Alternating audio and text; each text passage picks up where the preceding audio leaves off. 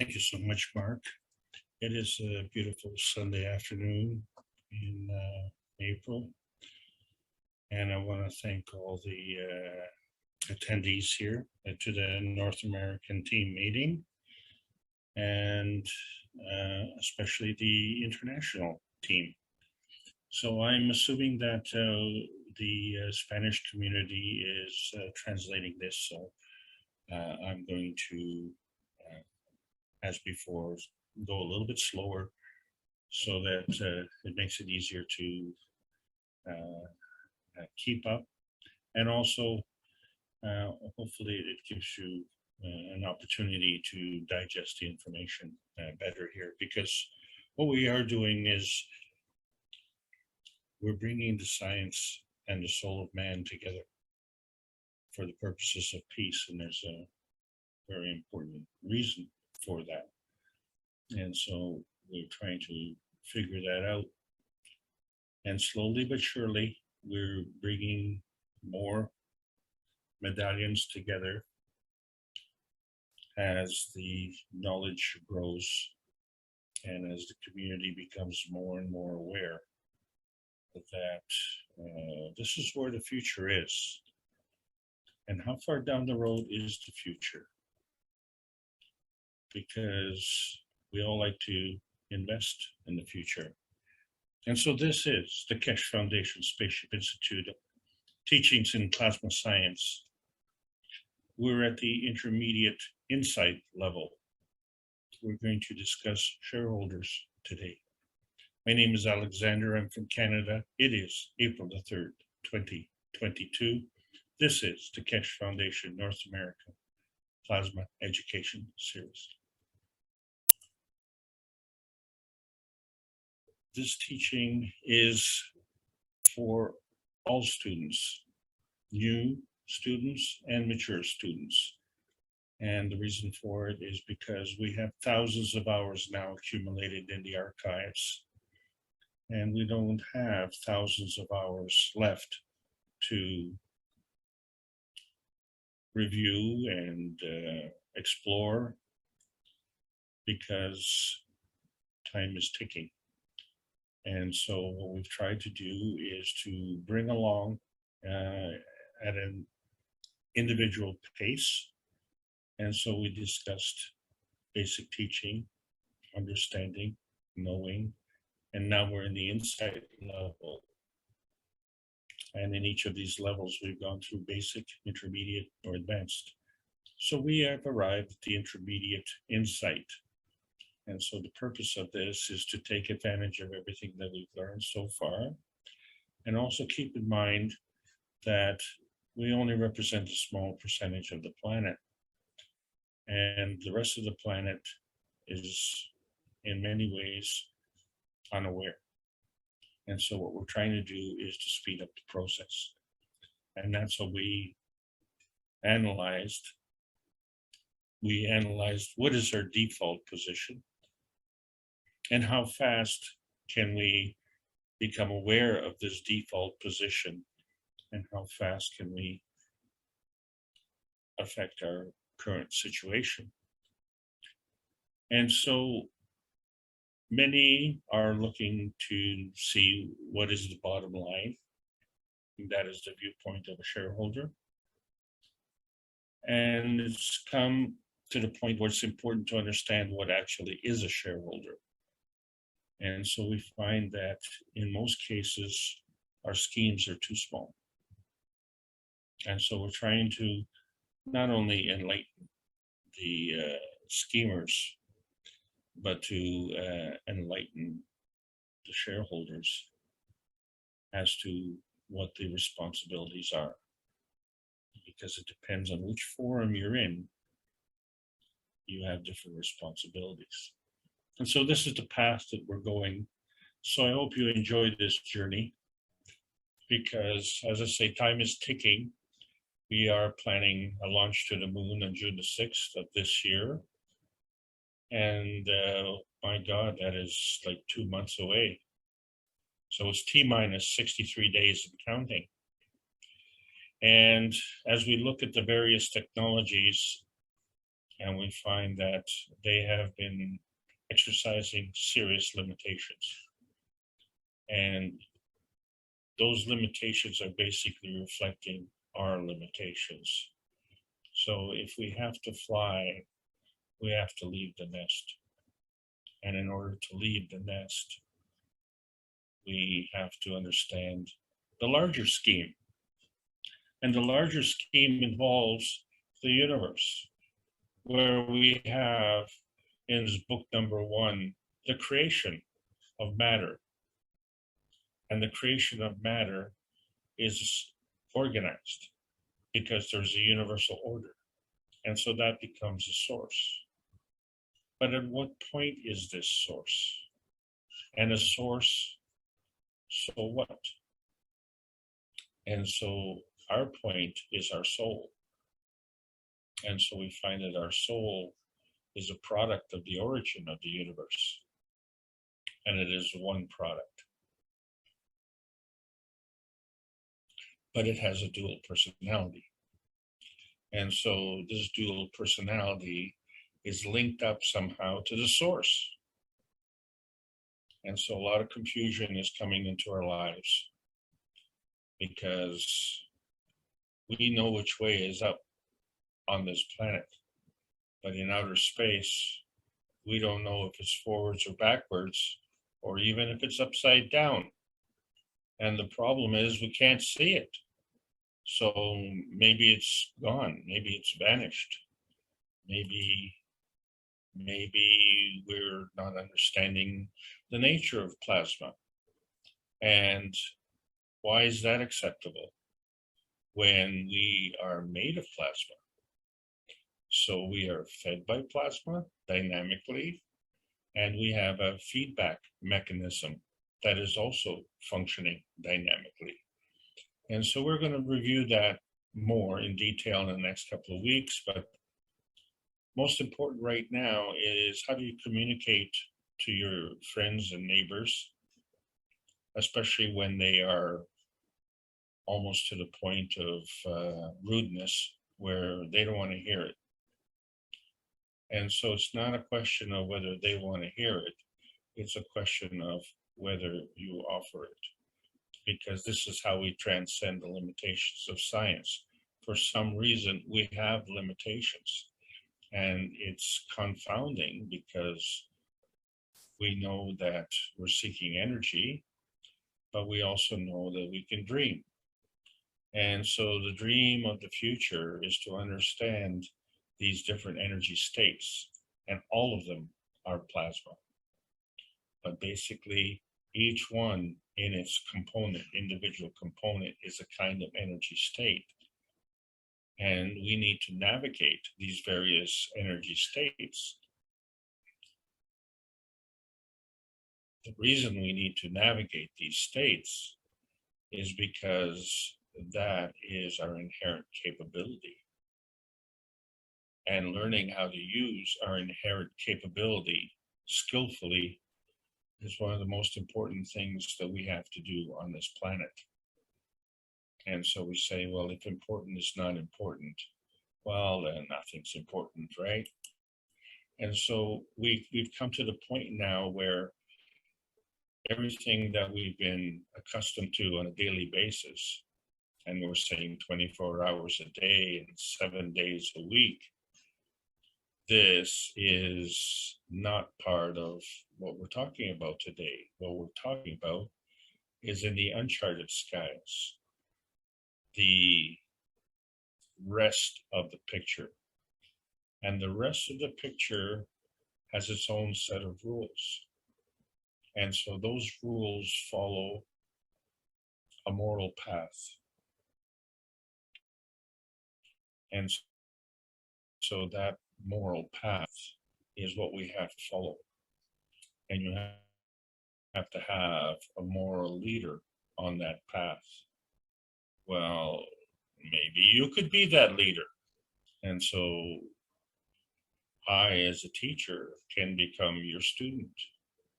And do you want to be a teacher? Do you want to be a student? Do you want to be a leader? You have all these choices. And these choices are not based on only what you hear me saying, and they're not just based on what you see, but they're based on your default position. And with respect to that default position, you have choices. And most of us have not made the correct choice because we can't sort it out. And it's hard to sort it out when we're not elevated. And to become elevated, it's really a rough road. Why is it a rough road? It should be an easy, smooth road. And so something has to change. And what is that is going to change? So the thing is that in our physical existence, we have a verification and validation requirement, which represents the transmission and transition fields. And when we have a balance of these fields, that's our point of existence. And within this point of existence is a manifestation of the transmutation.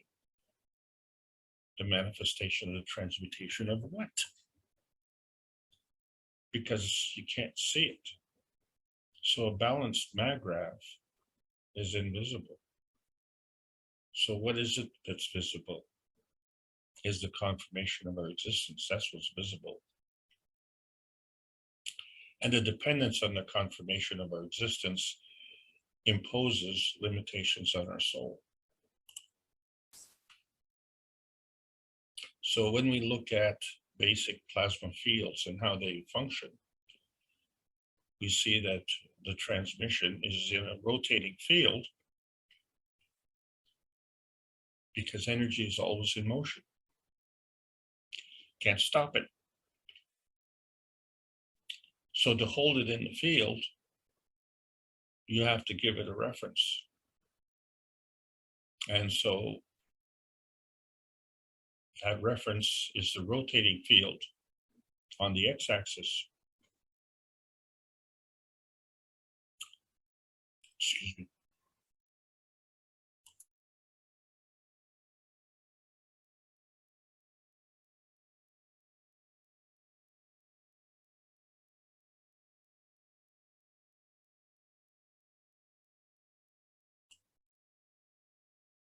I'm back. There is a reference to the y-axis as well. And so that's the transitioning of energy through the polar fields. So somehow, somewhere, there's a crossover point, or what we call this the perpendicular vanishing point. And somehow, to balance this off, we've used the letter pi. Pi is something and a bit. It's 3 and a bit. And we find that shareholders, which is what we're going to talk about today, all of us want a piece of this pie. And the question is, do you want 1 pi, 2 pi, 3 pi, or do you want just a little bit? And so as we divide the pie, we find that our emotions play a strong part in that, because there's always risk involved, right? And so that raises our emotions. But the thing is that if we don't have enough target practice, then we can't figure out which pie is which and how much of that pie do you want. The best advisor is your soul, because the soul understands all of these dimensions. And so each dimension has a geometry, and that geometry is the transmission, transition, and transmutation. Because when you talk about transition and transmission, you're talking about 2 dimensions. And so when we look at the surface to volume ratios of a 2 dimension, we see the relationship of the perimeter to the area of a circle, but there's always this pi that's involved. And if we want to go to the third dimension, the circle now becomes a sphere. And so it's a surface to volume comparison, and this pi is still involved. And so we know that this pi is somewhat of a fudge factor. But we are none of these three dimensions, you see, because we're the observer. And so a second problem manifests itself. As observers from the fourth dimension, so we observe the three dimensions, we don't have enough knowledge to totally understand it. So we're just exploring our insights right now based on the knowledge that we do have. And so the rest of it, we kind of have to fudge. And so we become the observer fudgers. And it's kind of too bad because we didn't say which three dimensions. And we didn't say where is our fourth dimension. And we didn't say that there's only one three dimensions. And we didn't say that there's only one fourth dimension.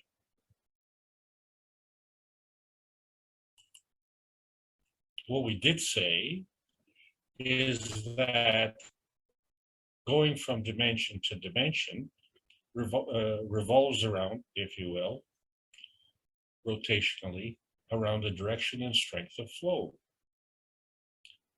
And the rate of this flow is dependent on the gradient charge, which gives you the direction, and the charge gradient, which gives you the strength. And so the combination of these allows you to have a field strength, which is the z-axis, what we call the transmutation. And now this is the plasma. This is the plasma because what you have is a balanced field that is not visible. And so this imposition of this energy field is seeking a position, but it has to have a reference point. It has to have a relationship. And so, of course, it has a relationship with other plasmas. And the relationship between these other plasmas is a dynamic interaction. And so when we understand the basic rule that energy is always in motion, so therefore it's positive. So the charge deals with the direction.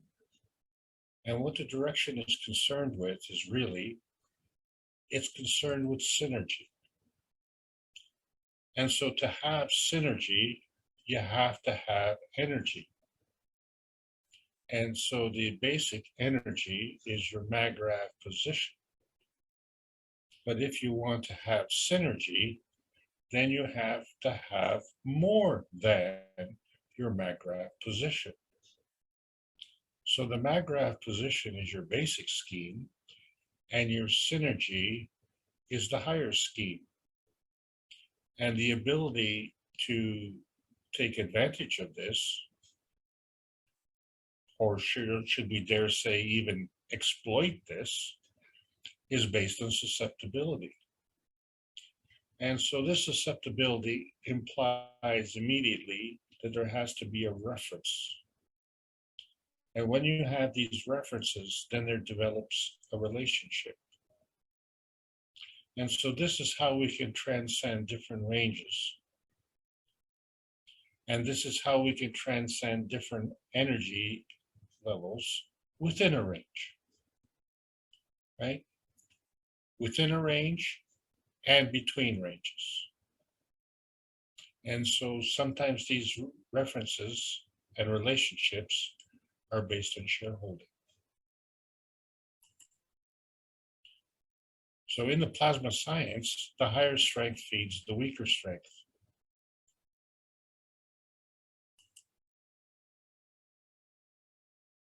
So the creation of the universe comes a point of strength. And the universe exists from energy. And so there's a convergence of energy that comes together. But there's also a feedback.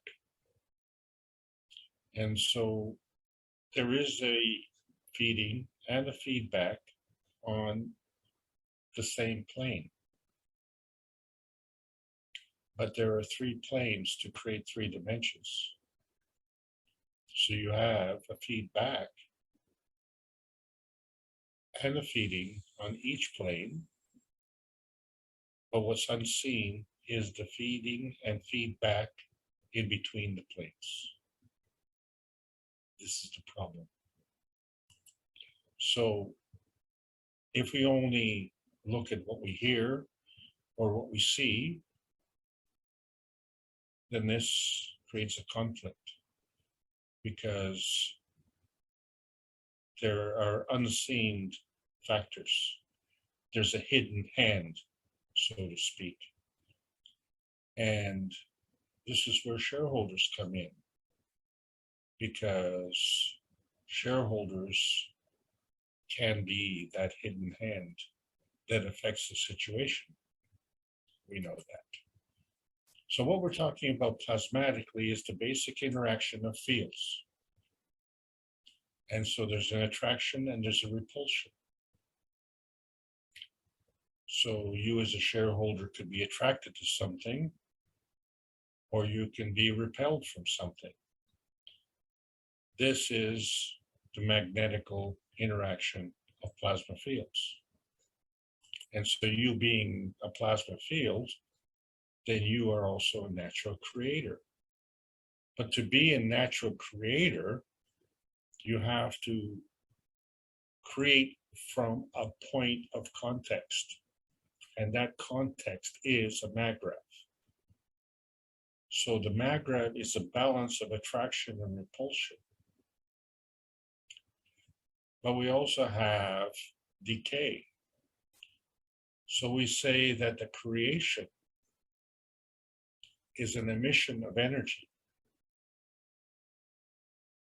and the decay is an absorption of energy. So the decay is increasing in strength. Well, how does that work? How can you decay and increase in strength?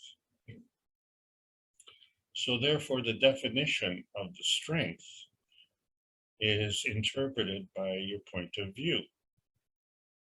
So the strength isn't so much that it's magnetical or gravitational. The strength is the dimension of the emission and absorption. And so we have things that are seen and things that are not seen. And so that comes from the basic understanding of physics. And our limitations come from the basic misunderstanding of physics. So there's misunderstanding involves a misinterpretation of our knowledge, and it also involves a lack of knowledge. So part of the benefit of the Insight series is that now we know about our limitations. And so we found through Parte de los beneficios que podemos lograr es So we found through the examination of the neutron math that we had to fudge something. Something was missing in order for our physics to work. But fundamentally, it involves the transmutation of energy from a neutron to an electron-proton combination, and not only. And also involves the release of PM ticks. And so this is the basic, very basic nuclear decay model, nuclear decay of the neutron. And so we have these rays as part of creation, and it's part of natural creation. But natural creation has an opposite factor, and that is the natural decay. So the natural creation and the natural decay is part of creation. And ironically, the natural creation and the natural decay is part of the natural decay. And so the creation and the decay is interrelated. And we don't see what that is. But that is the bond between the creation and the decay. And because we don't see it, then maybe we fudge that as well. So we keep talking about fudging these things, but now we have an understanding that there's a force field interaction and the relationship of how it works. So if we say that the gravitational maggrav, the neutron, interacts with the weaker fields, and it gives to the weaker fields. So in all cases here, a neutron, and whether you have a neutron as part of the creation or a neutron as part of the decay, will interact with the electron of creation or the electron of decay, or with the proton of creation or the proton of decay, or with the atom of creation, which is an electron-proton combination, or the atom of decay, which is the electron-proton combination. There has to be a relationship. And so as we're looking at this technology, we want to review what it means to be a shareholder. So fundamentally, in our two-dimensional world of physics, we have inventors who invent technologies. And it may be a single inventor, or it may be a partnership of inventors. And the partnership may involve an inventor, or may involve someone who has something to do with money. And the ideal situation, of course, would be if an inventor had the technology and the money. And too often that is not the case. So there are ways and means of facilitating this. So the purpose of the money, of course, is to allow venture capitalists to come in and assist the inventor to bring the invention to the population.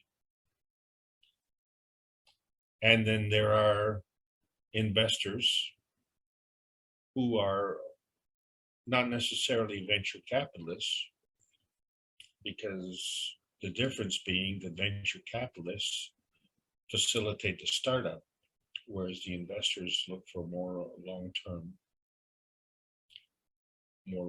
benefit. And then, of course, there are navigators. We call them directors. And then there are passengers. We call them shareholders. So most of us are passengers. So when we look at the inventors, they have achieved a certain level of education. And each inventor has an interpretation of that education. And as such, being of a plasma field, is repositioning themselves. And so it guides them to do a certain kind of research. And in that research may be a discovery. And so that discovery needs to be developed. And once it gets to a certain point of development, which is a confirmation, then there's a possibility to have a commercial development of that research development. And so if the inventor doesn't have the funds or the knowledge in that particular field to do that, then that needs to be financed. So I am sure that I'm stating the obvious, except there is a point to this presentation. So I'm not going to dwell too much on the finance, except to say it's a very interesting dog chasing its tail kind of thing, right?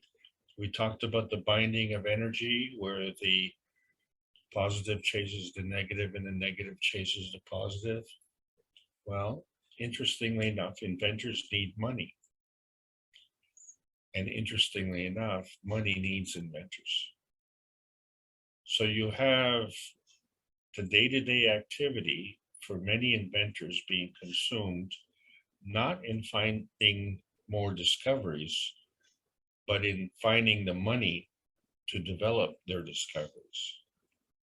And so you have a lot of people who have the money and they don't know what to do with the money except to put it in the bank that prints the money in the first place. So knowing the fallacy of that particular financial venture, they're looking for inventors so that they themselves can be either venture capitalists, investors, or even be directors, or just to be shareholders. And so the net result becomes, unfortunately, exploitation, because there's a negotiation between the inventor and the financier.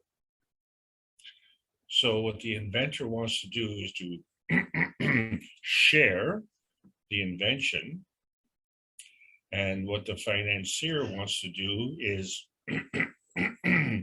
share the financial benefit of being involved with that invention. And so the balance of incentives comes down to the degree of exploitation. So you find that the inventor needs the money badly enough, they may go to the point where they virtually sell their souls. And if the money people want to make the money bad enough, they may do other things. And so this is where advisors come in. So sometimes an inventor could benefit from technical advice. And that's important to advance the technology. But that's going to require financing. And so financial advisors come into the play as well. Now, what's interesting about financial advisors is that generally speaking, they just want a piece of the pie. And what pie is that? Well, the pie that the financial advisor wants is a piece of your pie if you're the inventor. And your pie is the whole pie. You have the whole pie, and now you want to share a piece of the pie. And so the financial advisor is happy to take a piece of that pie. And so these advisors can also come in the form of directors of the company that facilitates the marketing.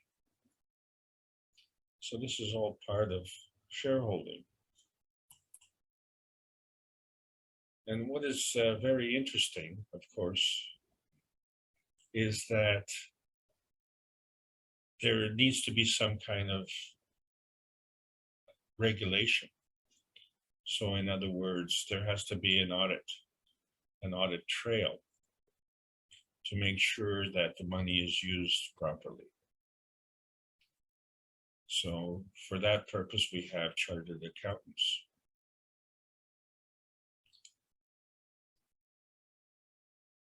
And then we also have financial regulators.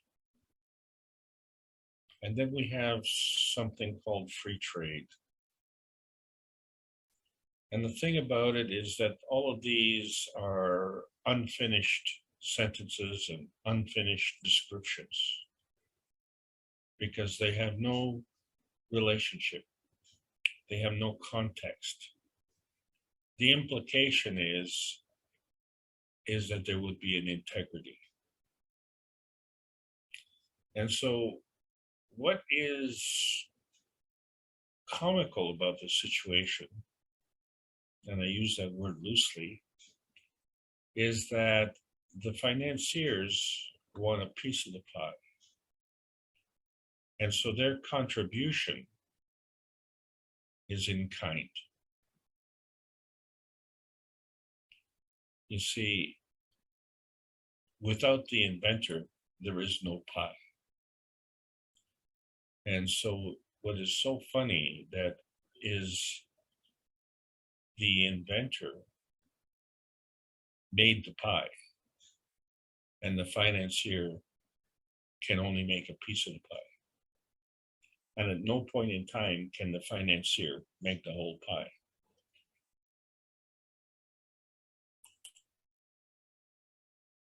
Unless you have a vulture investor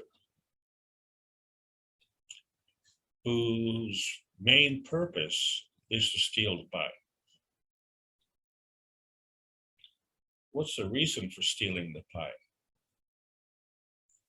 And the reason for it could be that the pie is affecting other pies that the investor is not happy about.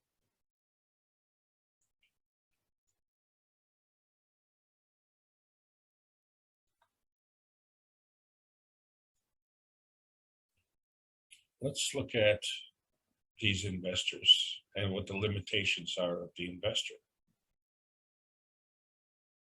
The investor does not have the technology and does not have the emotional attachment to the technology.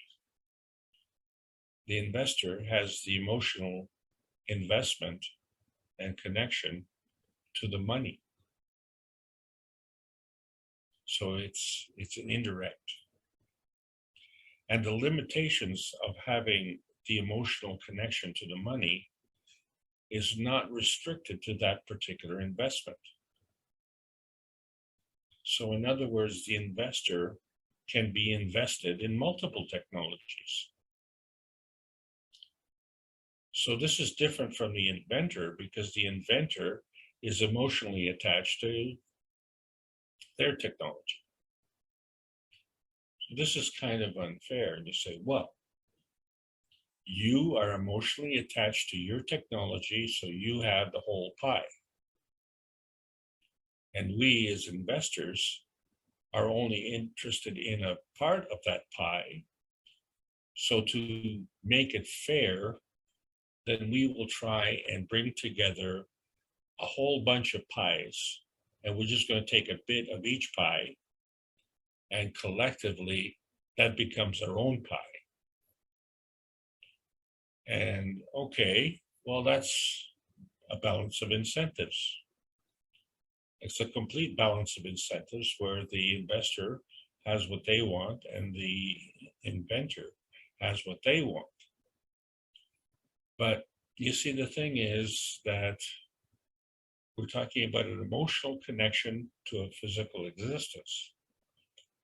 And so we all understand what gold fever is all about. In North America, a popular football team is the 49ers from San Francisco. And we're not talking about the 1949ers. We're talking about the 1849ers. In 1849, when they had the gold fever in California. And we've had gold fever in various countries all over the place. And another place in North America is Alaska. And then we also had copper. And I believe that's in Montana. So miners like to dig because they dig for the gold. And So they become kind of like owners of not a technology, but of a mine which allows them to dig. And so as technology is seeking investors, diggers also seek investors. And so the profiteers are either going to profit from the investment in the technology, or they're going to profit from the investment in the mine. And so the balance of incentives always comes down to the advantage of the circumstances. And if the circumstances aren't correct, which all depends on who is feeding whom, it could end up being a Ponzi scheme. And so one of the biggest scandals on the stock exchange happened many years ago in Canada, and it involved a gold mine, which dropped dramatically from a value of about $100 down to nothing in a matter of a week. And the interesting thing was that there were a lot of people of substance and respect in their field, experts, who were involved. And it's not the first time this has happened. And there were other cases in North America. We had the financial problems in 2008, 2009. And what was interesting there, and I say interesting loosely, was that there was a lot of fudging going on. And who was doing this fudging? And it happened to be the well-respected chartered accountants. And what is alarming about all of this, to me anyway, because I had a circumstance and where I was taken advantage of because I didn't understand the rules of the game. But what is alarming is that the people who are in charge of maintaining, shall we say, decorum, they are still in charge today. They did not go to jail. There were no charges against them laid. The people who were auditing these circumstances were caught. And these well-respected companies, and I won't name them,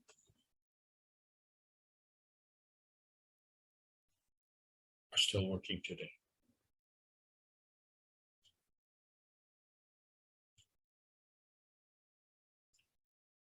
The victims of these circumstances were the investors,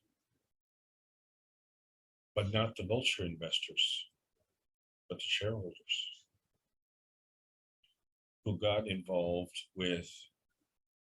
without their knowledge, into profiteering, technology theft, technology suppression, or outright Ponzi schemes. And it all involved the fudging of accounts.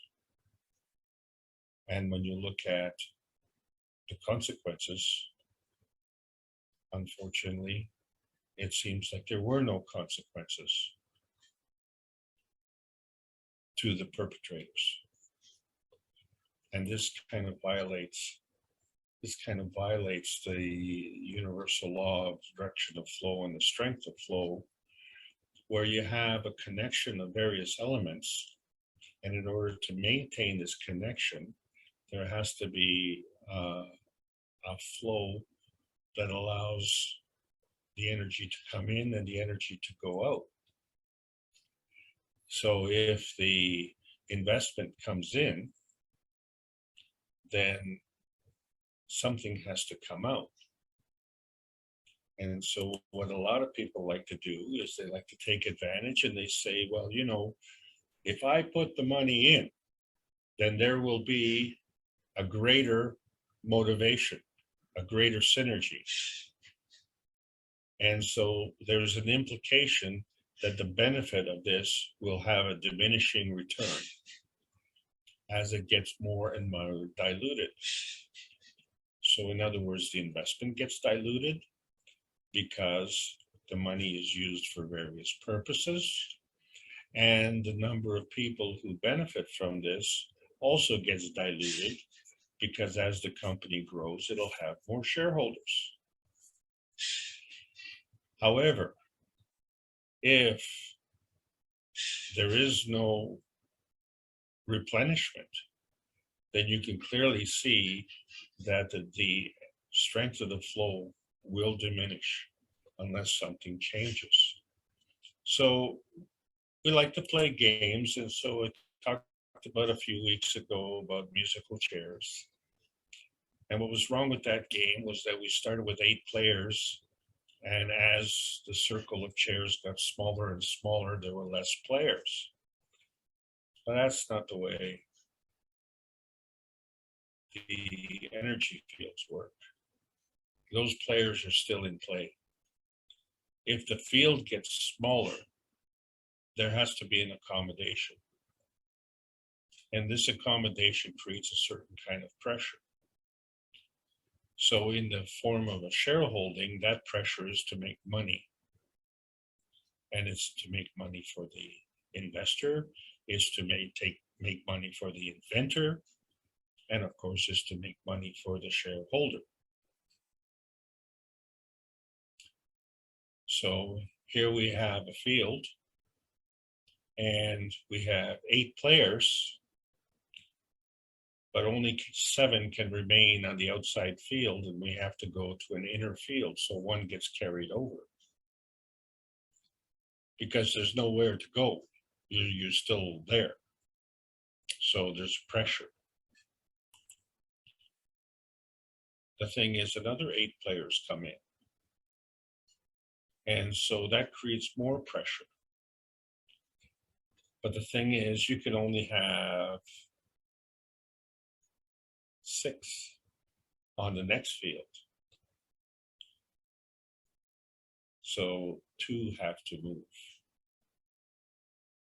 That's increasing the pressure. And now more come in, another 8 players. But you can only have 5 on that field. So 6. So 3 have to jump. 4 have to jump.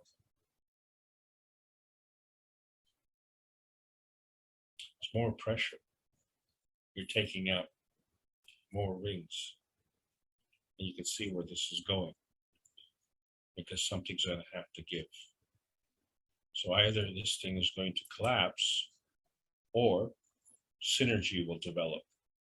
And so as the energy comes in and it creates this MAGRAV positioning, then there has to be a product, there has to be a profit, there has to be a continuity.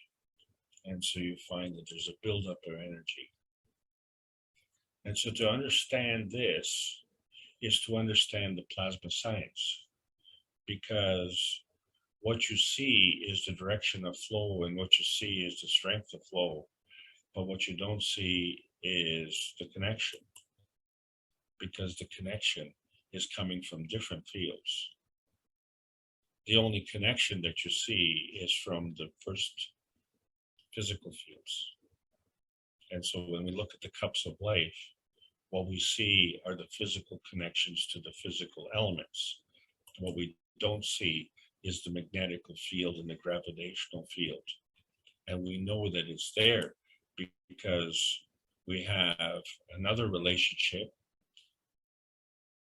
of the same construction method but different elements. And so one is emotional and one is physical. So there's another relationship. But each of these cups of life create a Gans. And so that Gans came from somewhere.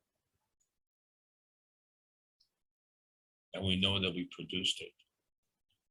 So it's the same thing. You have a technology and you have the investment, and then you have a product. But in the form of a basic shareholding, you only have a physical manifestation.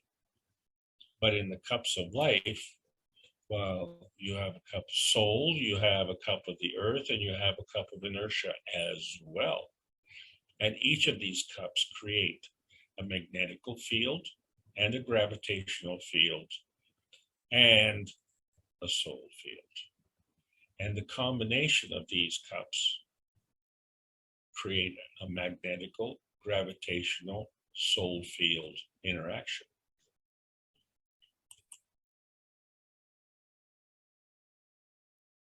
And you know that the Gans came from somewhere, and that is one energy level.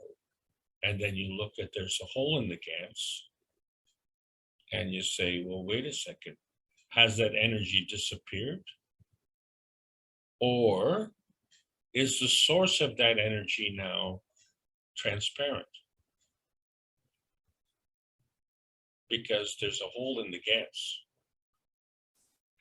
And if that hole is your soul, then is there a hole in the soul? Or is the soul in the hole? So we have a relationship between energy that has vanished or the source of the energy, which is now transparent. And so it's a thing. When you have two forces coming together, you have either a universal harvesting, which is important because you have to enhance yourself, or there is a loose harvesting, which involves a consumption. So what do we mean by consumption? Well, we discussed this in the past, where you could create a technology, and the success of that technology is the welcoming into the commercial environment. And to enhance that commercial environment, you have to apply a certain kind of quality. The assumption is that they would be a very good quality. And then you find that over a period of time, to increase the value, you need to increase the consumption. And so there's two ways to do that. Not only, but one is to reduce the quality, so you build in the obsolescence. And then there's the other way, and that is to sabotage the organization, which is the same thing. It creates a consumption. And when we do this with a product, that's a sad state. But when we do this with humanity, that is a problem of a higher order. And we call that loose harvesting, because it's the robbing of energy from the soul of another. And so many times, if the emotional attachment of the inventor to that particular product is so strong that the loss of that technology would drain the soul. And what the inventor has to realize is that that technology is physical. And there is no prerequisite to sell your soul for the technology. There is a prerequisite to obeying the laws of the universe. And those who are involved with loose harvesting are pointedly disobeying the laws of the universe. And so this becomes a point of conflict, And we say, well, the point of conflict is really a conflict of interest. So the inventor has an interest in the product, and the investor has an interest in the product only so far as it provides a financial benefit to the investor. And of course, the investor creates a vehicle for the shareholders who want the same thing. They want to benefit financially from the invention. And so, do the shareholders care about the inventor? Do the shareholders care about the invention? Do the shareholders care about the investors? Because they only have a small piece of the pie. So their interest is only a small piece. And their interest duration could be only as long as they maintain that shareholding. So in other words, they could sell that shareholding. And then they would maybe be interested in buying another shareholding.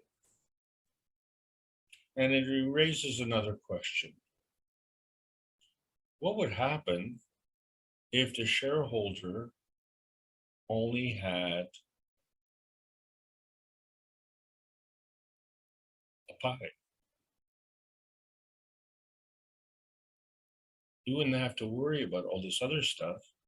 He would just have to concern himself with making sure that the pie is whole and the pie is stable. And so the shareholder could assume the position of inventor and then examine the point of view and see how that changes the game. And so either way, as the inventor or as a shareholder, you find that two forces come together. Well, when those two forces come together, is it a partnership? So we find that when the neutron breaks up into the proton-electron combination, what we call a basic atom, we find that to maintain this atom, it has to follow the fundamental principle of the twinity, and that is the speed of rotation of the plasma of the electron is dictated by the amount of the magnetic fields which are transferred from the large twin plasma of the proton to the plasma of the smaller twin plasma of the electron. So then the question becomes, in this particular context, is the inventor the proton and the shareholder the electron? Or is the investor the proton and the inventor and the shareholder the electron? Or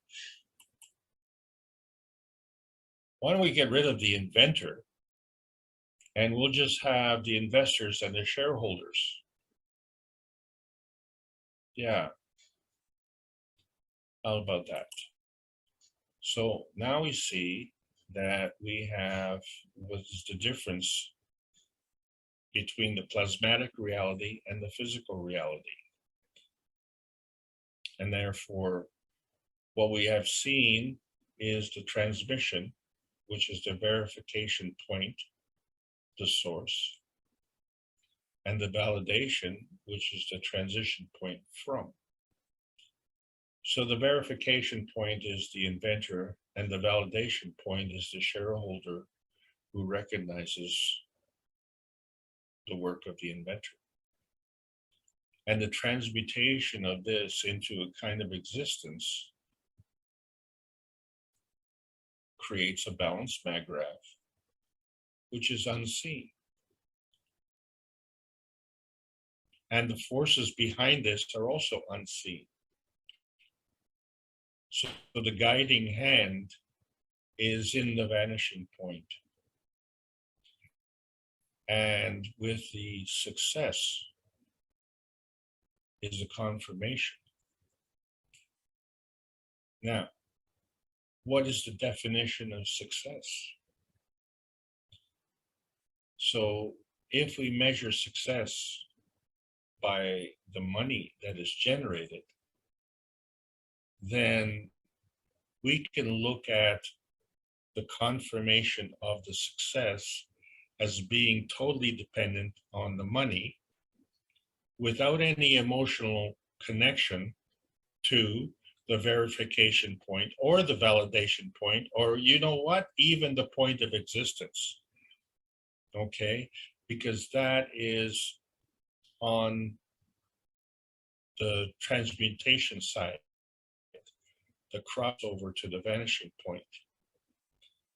So the question then for the shareholder is, what is the reality? And is the reality becoming transparent? And if you can see this reality, and you can see the hidden hand behind, then all of a sudden you take off the limitations. And so we find that the difference between the physical state and the plasmatic state is the relationship of the feeding and the feedback. So the invisible guiding hand in the back is the feeding hand, and the physical manifestation is the feedback hand. And there is a common denominator, and there is a dominant state. And which state are you? Or do you, as a shareholder, even matter? And if energy is a dilution of the various plasma charges, and this is what creates the spice of life, because each one is individual. And this individuality is manifest in the form of a spirit. And so the spirit, although it's indomitable, is indomitable in the strength that is fed from the soul. So when we're talking about souls, we're talking about the default soul, the default soul energy pack, which feeds the spirit. And so the energy of the spirit has to have a feedback mechanism. And so now we understand the difference between the universal cup, which is the feeding mechanism, and the stacker unit, which is the feedback mechanism. And so this is the difference between the dynamic transfer state and the physical destination state. And the way we invest our energies is very sad indeed. We need a lot of target practice. Because as they say, a sucker is born every day. And so you, the sucker, you are the magrev, and you are the converter of the feeding energy. And which are you dependent on? Are you absorbing in gravitationally and then absorbing more in gravitationally? Or are you feeding out magnetically? Or are you feeding out more magnetically? Or are you a provider? Are you a facilitator?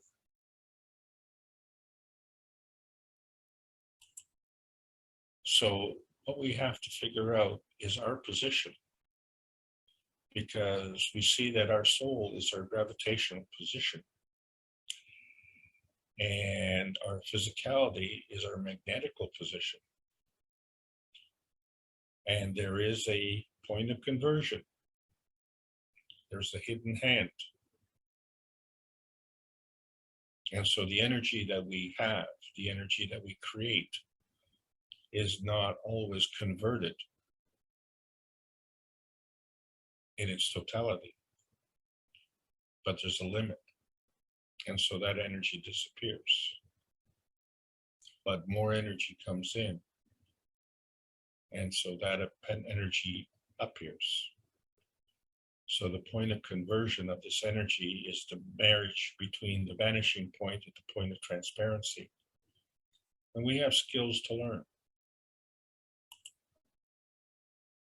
And so there's a lot of emotion that's attached to it.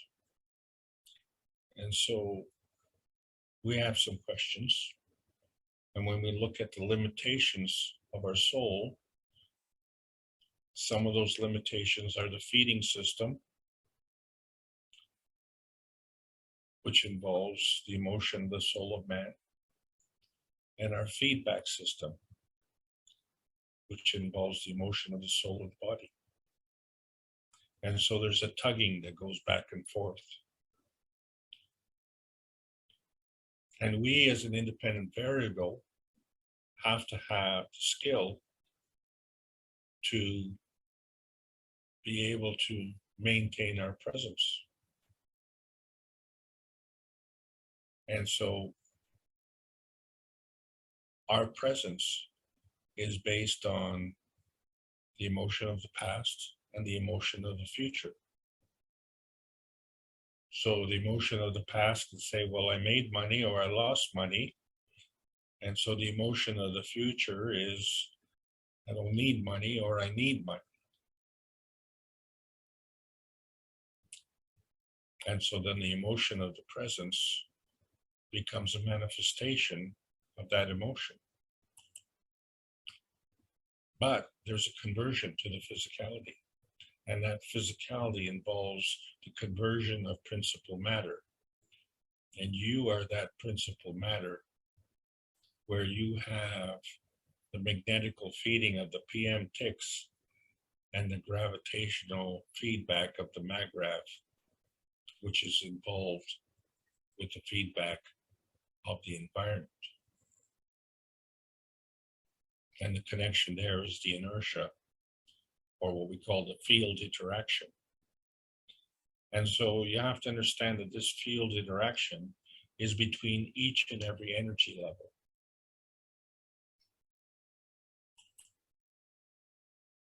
So when we look at the rate of change, we find that our feeding is our soul intention. And it's specific to our soul intention. But the feedback is from the environment. And so the feedback is specific to that environment. And so our action, being based on the emotion of presence, is a manifestation. Our presence of the physicality is also a manifestation. But the emotion is of a higher energy than the physicality. And so whether we become an investor or a shareholder, or whether or not we even care about the participants in there, is dependent on our emotion. And so if we understand the soul sequencing, and as we've stated before, we see a similarity where the soul of the sun plus the soul of the earth attracts the soul of the man. That's us. We are the soul of the man. So we are the shareholders. And then the soul of the earth now can interact with the soul of the man, and that attracts the soul of the body. So the soul of the body becomes a shareholder. Okay. And now the soul of the earth plus the soul of the body can manifest itself physically into a body. That is the default pathway manifestation. And it is also a shareholder. And so we find that there's a disconnect for some And so we have gifted to the US military for the purpose of PTSD recovery, vision enhancement units, which are connecting the field of the plasma energy and the field of the soul. And therefore it's enhancing the soul, which in turn enhances the spirit, which in turn soothes the pain of being a witness to the chaos on this planet. And so sometimes we look at investors as being angel investors. But a real angel investor needs to also be an angel provider. And so it's not the fact that it's man-made, it's the role of man and how it works here. When we look at the vertical enhancement unit and the relationship of the horizontal enhancement unit, we see a cooperation that we don't see when we are only benefiting the shareholders at the expense of others. And we're only looking at the next dividend payment, which is intermittent, several times a year maybe. And so this is a binding energy creation because it's at the expense of others.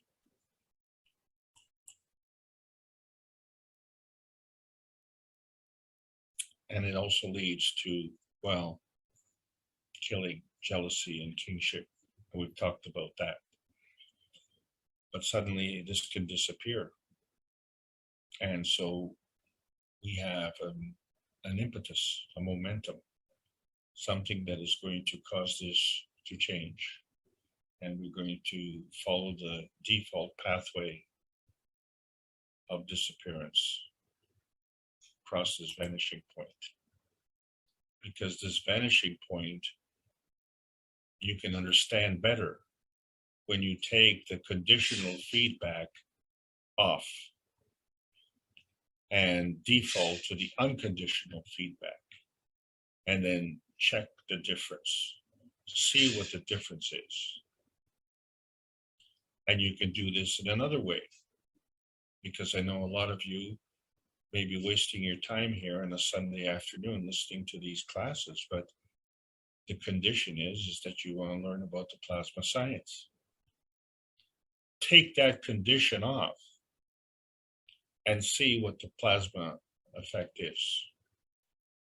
If you didn't have that, and if you're dependent on the investors and the financial advisors,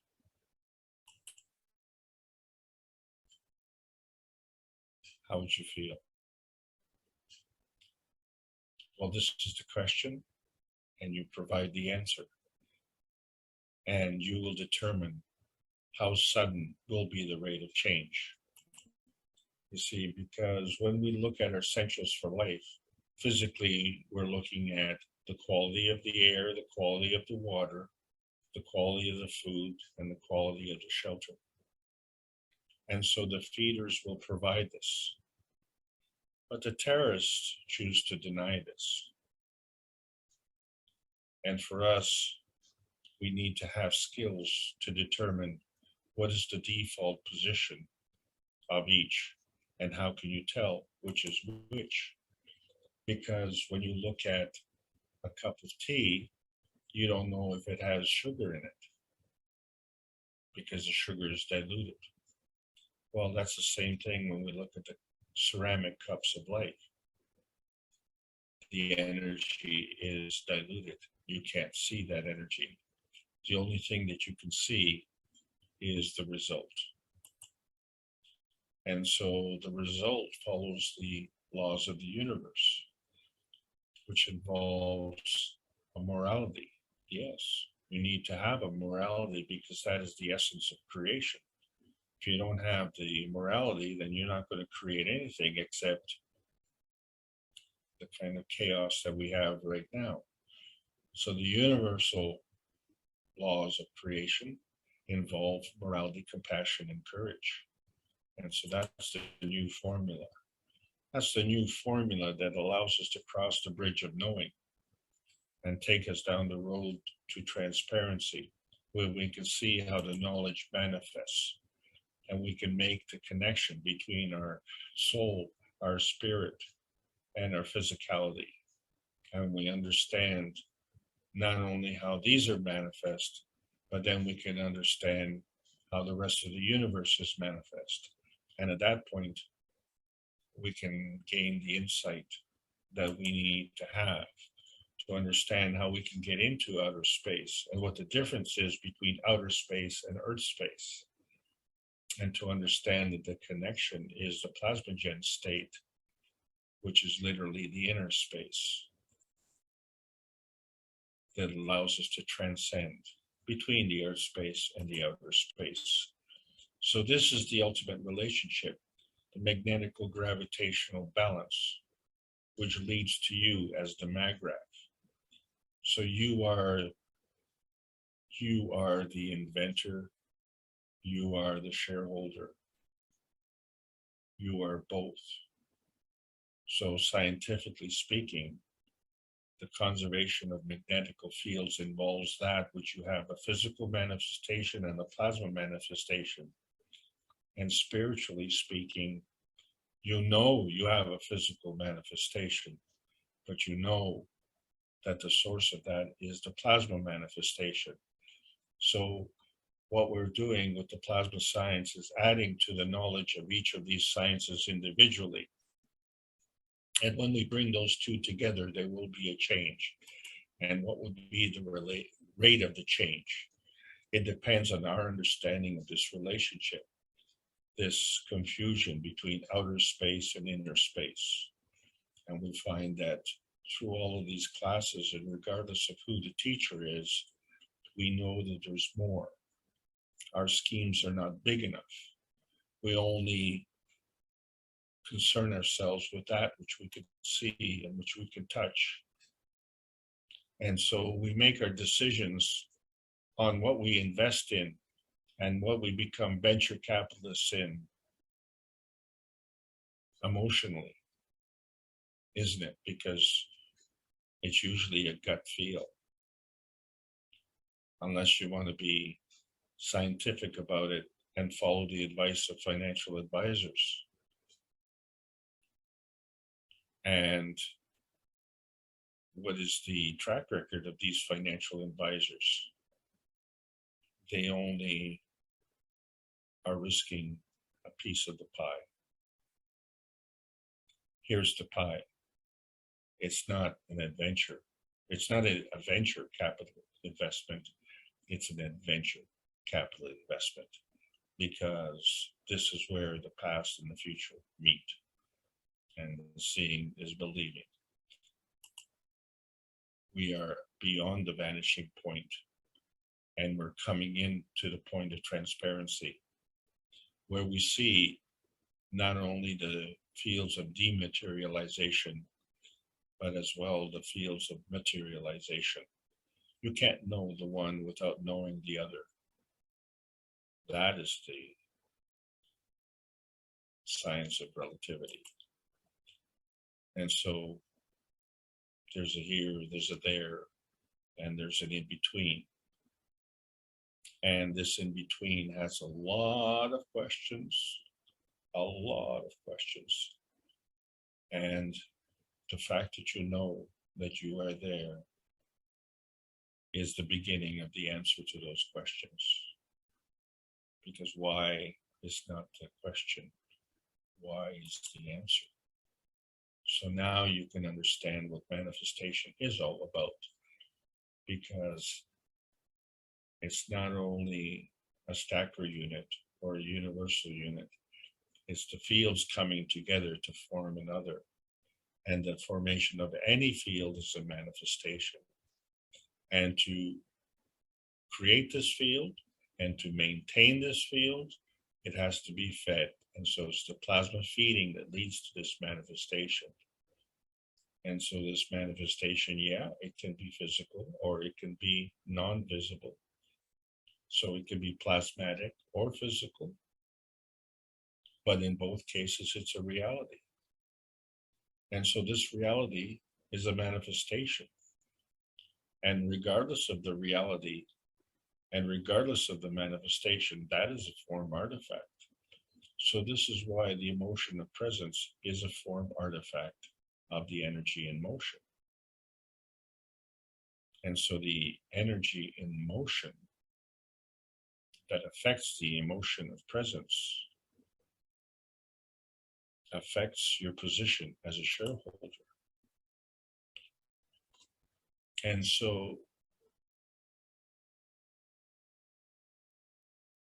when we look at the Universal Council,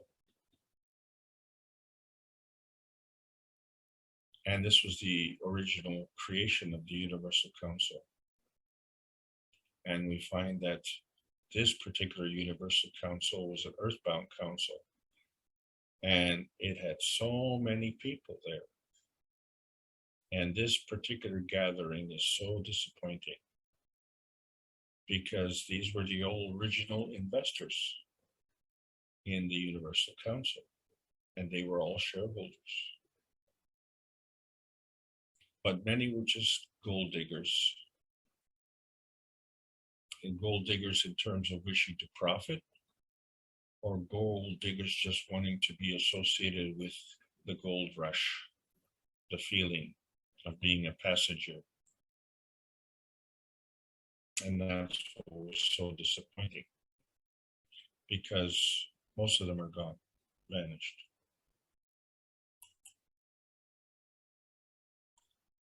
And when you look at the Universal Council, we now have to understand that this Universal Council is not just the members that we see in Earth space, because it's a Universal Council. It's not an Earth Council. It's not an Earth Space Council. It's a Universal Council. So therefore, there are other beings who are part of this council. And so if we can bring these two together and say there's a connection between the Universal Council, which is feeding, and the Earth Council, which is feeding back, now we understand how the connection, the contiguous connection between the energies between inner space and outer space work.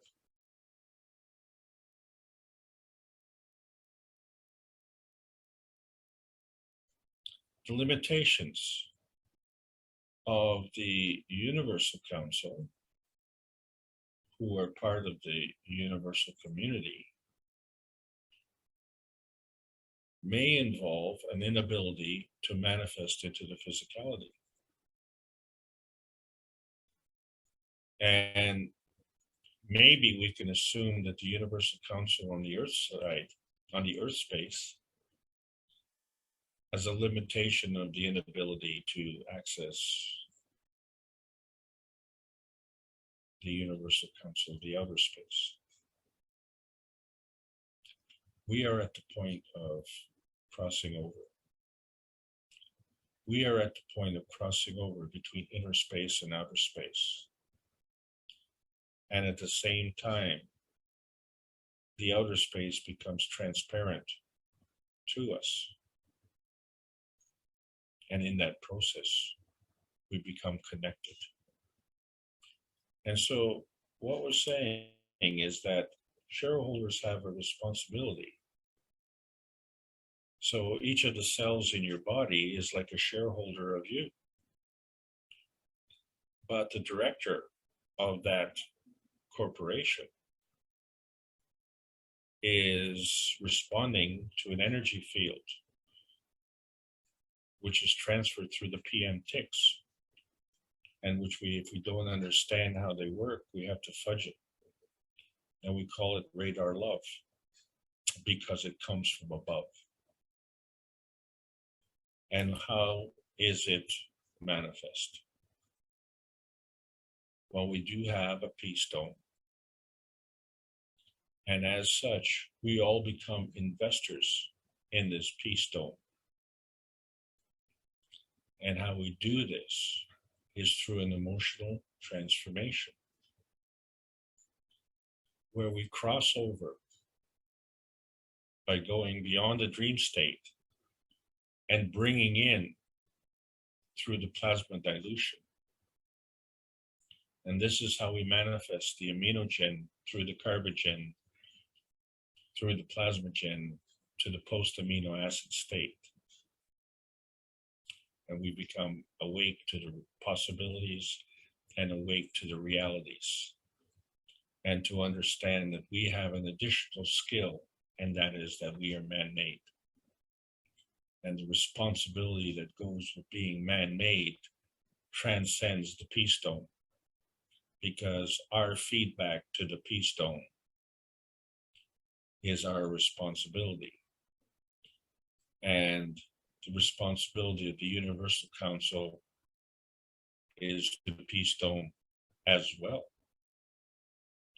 So we're talking about the greater oneness of all the plasma fields coming together and being able to cross over from the inner space to the outer space.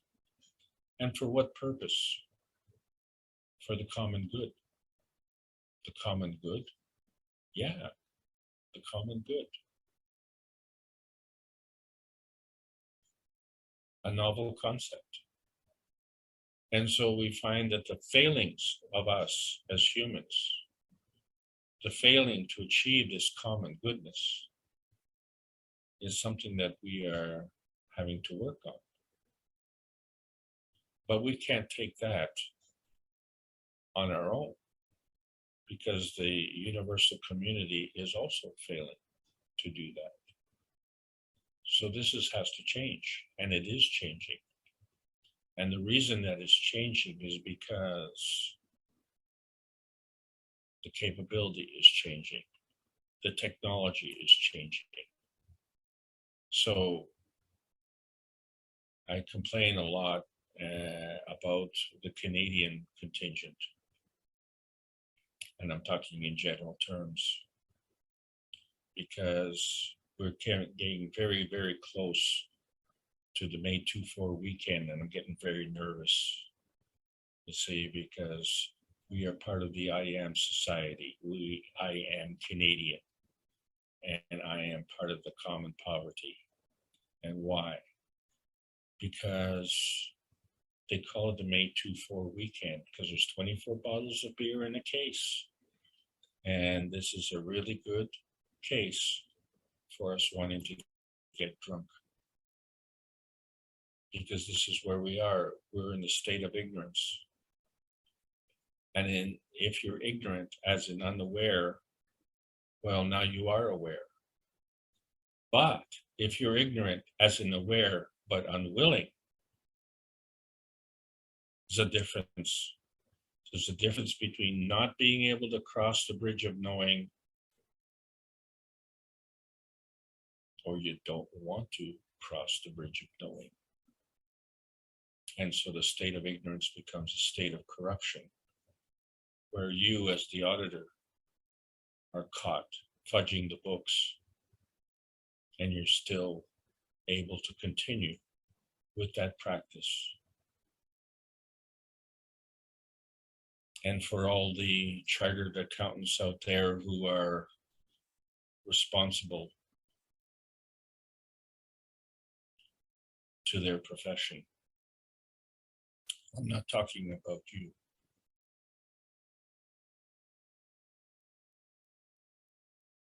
Because I know you might feel insulted. Unfortunately, we can't insult the ignorant. And so we have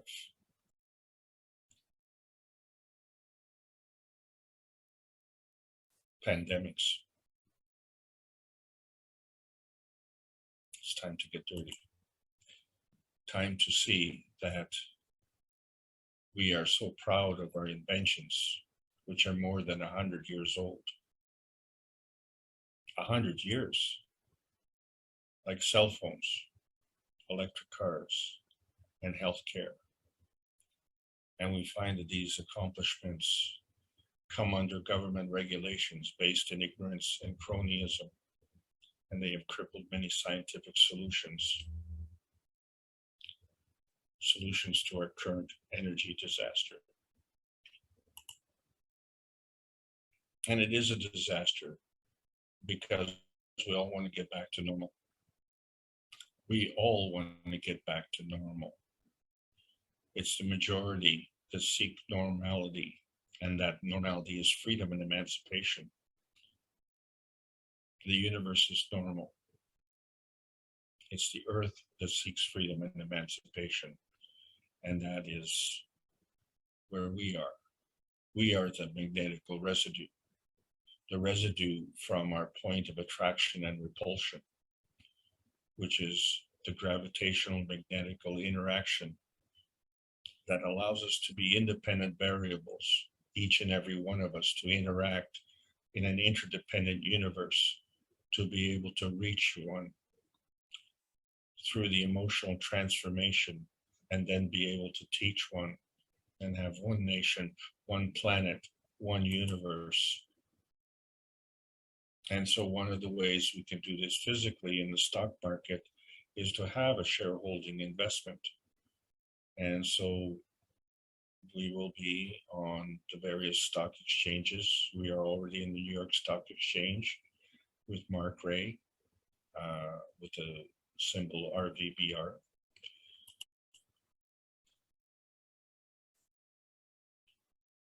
March 19th, a workshop, Making the Cup of Life, the New Plasma Science. Check this out. We want to share with you all. Isn't that what shareholders do? Isn't that what shareholders are about? Not to get a piece of the pie, but to contribute to the pie. And when you contribute to the pie with much joy, money is not part of this. And there's a club, the SRO Club, standing room only.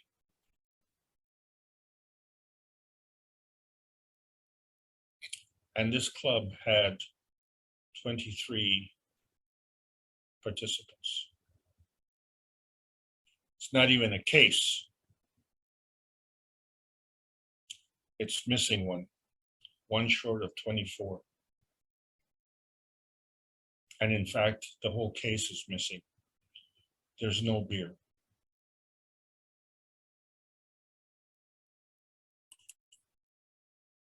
This is the Investors Club in Brazil.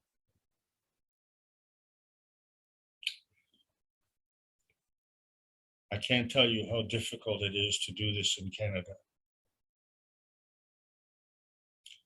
It's not the ability to bring people together. It's very easy to bring Canadians together. All you have to do is to bring a case of 2-4. But in Brazil, these are the shareholders. And each one of them has their share, a cup of life. The cup of life of what? The cup of life on this planet. And these are the true shareholders. They don't need to be big moneyed investors. They don't need to be venture capitalists. They don't need to be financial advisors. They are invested through their soul, which manifests their emotional strength, which manifests the physicality through the peace stone. And you understand that we are all shareholders because our shareholding pie is the earth, and our piece of the pie is part of the universal community. We're all shareholders and we're all investors. Keshe Foundation Spaceship Institute has presented plasma science. And this episode, we're calling all Earth shareholders, both near and far. The Earth shareholders involve the Earth community, and the universal community, all members of the Universal Council, the World Peace Treaty is part of all communities. Sign it. Sign it physically, sign it with your emotion, and sign it with your soul, because the physical and emotional transformation rate depends on the source and the balance of the feeding and feedback systems. So the default position only listens to the universal language. That language is freedom, and that freedom depends on peace. That's why the plasma science needs to be delivered in exchange for peace on Earth. So welcome to the outer space age. And this is the end of today's class. Thank you so much for allowing me to present. I hope you enjoyed the trip. Yes, we did, Alex. Thank you very much for beautiful knowledge sharing and more things for us to contemplate as we grow into the knowledge. And usually we ask here if there's anyone new for the first time. I was looking through the list. I don't think there are. If there are, please open your mic, tell us who you are and where you're from. And if not, then maybe we can open up to some questions or some discussions on the plasma technology or something Alex conveyed here. And of course, all the things you're showing in the physicality and the interaction of fields or between different ganses or reactors and things is all related to us, correct? As our soul can do exactly the same thing at a much, perhaps at a higher level of performance once we learn how to use it. And I was wondering, you know, Mr. Kesh said there were civilizations that just specialize in moving planets. And I think this past Thursday, he said there are civilizations that just specialize in amino acids. When we're giving from our soul, are there any amino acids created? Or is it just the field interactions? Or would those field interactions also create amino acids? They seem to be very important. I know he said in protection and things, a lot of it is for have lots of amino acids on hand, which I don't. So I would imagine I'm going to start collecting more just to have them on hand in case of need be. But when you're interacting on the soul level, are there amino acids being created? Would you think? Of course there are. So the creation of the amino acids begs the question, is it a physical or a plasma manifestation? So in order to have a physical manifestation, you have to have a plasmatic reality first. Mm-hmm. So in all cases, you have this plasmatic reality. And so your soul works on a plasmatic energy level.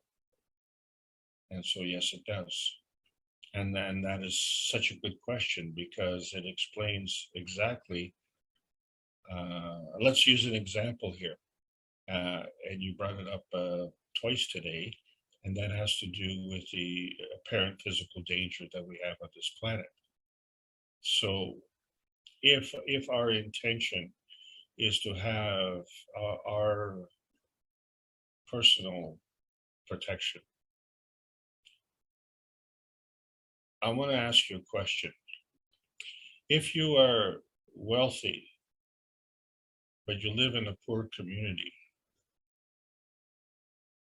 are you still wealthy?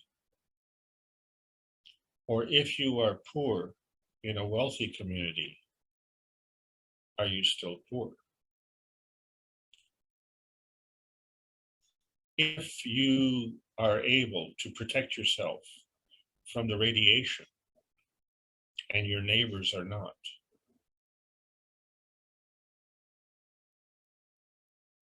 do you even have a community?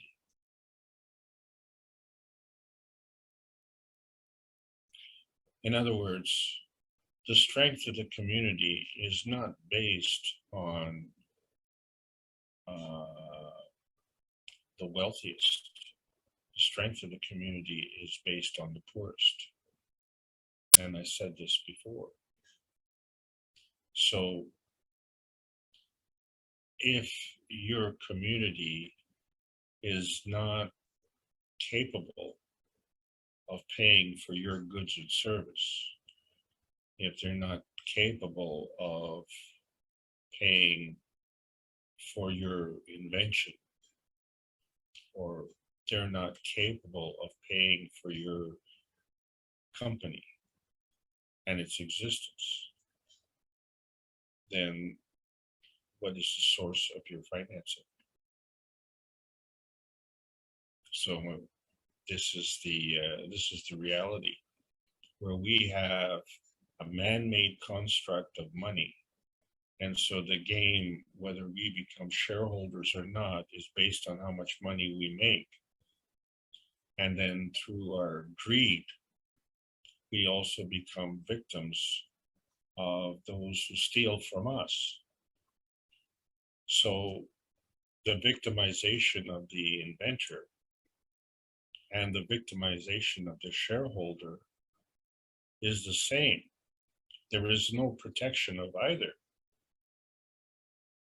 And so this is where the Peace Dome differs, because we are all shareholders in that.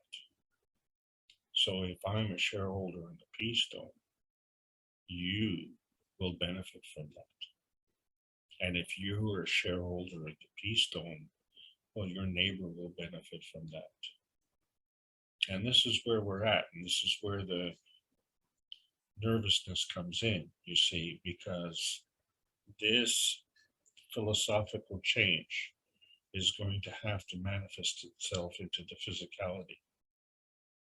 So instead of us being physically dominant, we have to understand that we need to be soul dominant.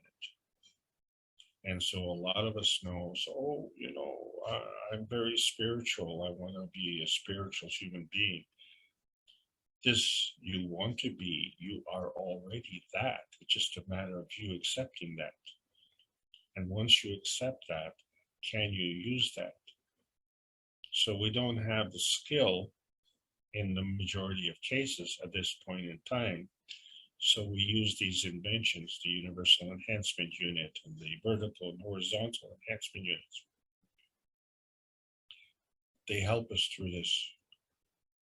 But that allows us to increase our technical ability.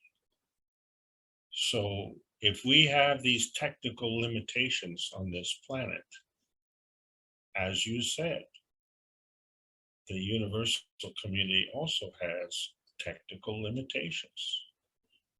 And so as much as we want to believe that, we are going to protect you and, we are here to preserve the human race to the best of their ability, yes. But we have come to the point where the enterprise is crashing. And not enough of us are aware of the crashing because we don't hear the sound of the crashing. And we don't see the effects of the crashing. So in order for us in our limited state, our physical state, the lowest energy level state, we need more of a disaster. We are already morally bankrupt, and we are already financially bankrupt. But we are not bankrupt enough to come to the point to be doing something about it. The difference between being a shareholder passenger or a shareholder participant, a shareholder navigator, what we call a director. And we don't need a lot of money to invest. And once we invest it, we don't need a lot of money to reinvest. Although the shareholding benefit would be to benefit and share with other shareholders. And that becomes the product we call synergy, where 1 and 1 is more than the combination of the two. And how much more? Well, there's no limitation. Over to you, Mark. Yes, we all have thought or think that wealth is in the pocket, but we've been told that the wealth is in the knowledge of the universe, as opposed to the money.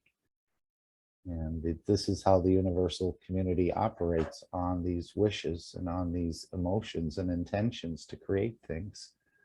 And so if we follow that example, I'm sure we have a quicker way, perhaps, or a stronger way of elevating the souls that need elevating. So can we change one word, please? Sure. Perhaps. Perhaps you were born, Mark? Would that be accurate? Or are you sure that you were born? Yeah, I'm pretty sure I was born. Okay, so there's nothing to be humble about that. You were born. By all indications, yes. Yeah. And as such, you were born on Earth. So as such, by default, you are an Earth shareholder.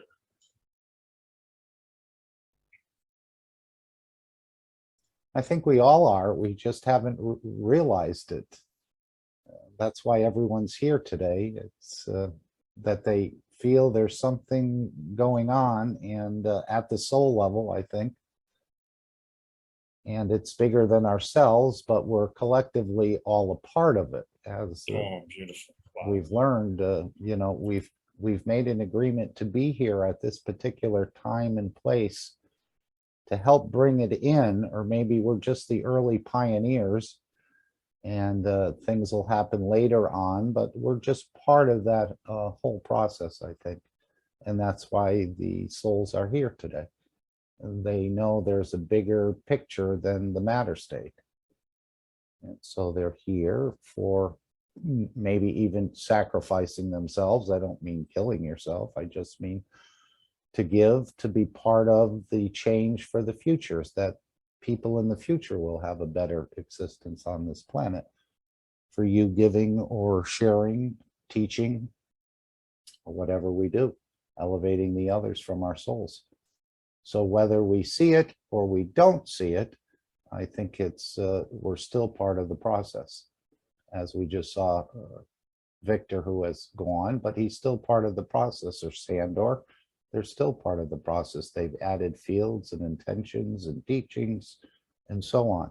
So they played a part for a certain amount of time. Or we look at it, time, that way. But we're all here, I think, for the same reason, even though we want things to happen yesterday. As we see delays do come into the picture. So we just are persistent. We do what we can do. And we'll move on from here to another cycle. Can I say something here? I don't see why not. Hi, everyone. My understanding and my point of view, we are manipulated by others a long, long time. So this is that time we have to change. And we came here to get our freedom. So it is not only physical fight. There is different level of fight we are fighting. So we are fighting for our freedom. And that is the main point. That's it. Thank you. Thank you. Well said. And of course, as more of the soul of the collective becomes apparent to us, I think changes will happen faster and more immediate once we reach this level of the collective awareness. Most people are not even aware of this knowledge or their own capabilities or their souls. So it's the collective awareness, and by giving, and of course giving from your soul, it's not giving things, will create this position of change. He said, no other thing. If I can add, Mark, so you understand that this shareholders meeting was last week in Brazil. And most of you who've seen Friday's broadcast on the Brazilian network seen this presentation. And I couldn't help getting emotionally overwhelmed by this presentation, because what you have to first of all see is that it's a gathering of people, ordinary people. And second of all, it's a gathering at someone's home. And third, it was supposed to be only 16, I believe. And then 20 showed up. And so they were allowed in. But there were 3 came outside and standing. They were unannounced and they were going to come in. And so they were allowed to come in. So really, it was standing remotely. And I can't see this happening right now in Canada or the US for that matter. Not to say that it doesn't happen, but you know, honestly, if to come to a plasma meeting here in Canada, it is so difficult to organize that this kind of success, I'm so envious of this success. It's amazing. And it is not 23 times more successful than we are in Canada. There's a multiplier effect that comes in. You see, because the inspiration for this meeting comes from 23 different souls, not one. And so it becomes, if one is successful in drawing another 22, then 23 altogether next week would also be capable of drawing another 22. So it becomes a multiplier effect. And this is where the pressure comes in. You see, because they can only do so much physically. And so what they've done is they've created a MAGRAV condition collectively. And that's where the Investors Club is. And they want to share. But the profiteering will not come from their exclusivity. Their profiting will come from the sharing of their knowledge, so that this Investors Club will grow. The growth of the Investors Club will not dilute the investment. It will enhance the investment. And you know what? It'll enhance it by an order of magnitude. How sweet it is. Congratulations to the Brazilian community. Congratulations to Rafael and his team. This is the dividend.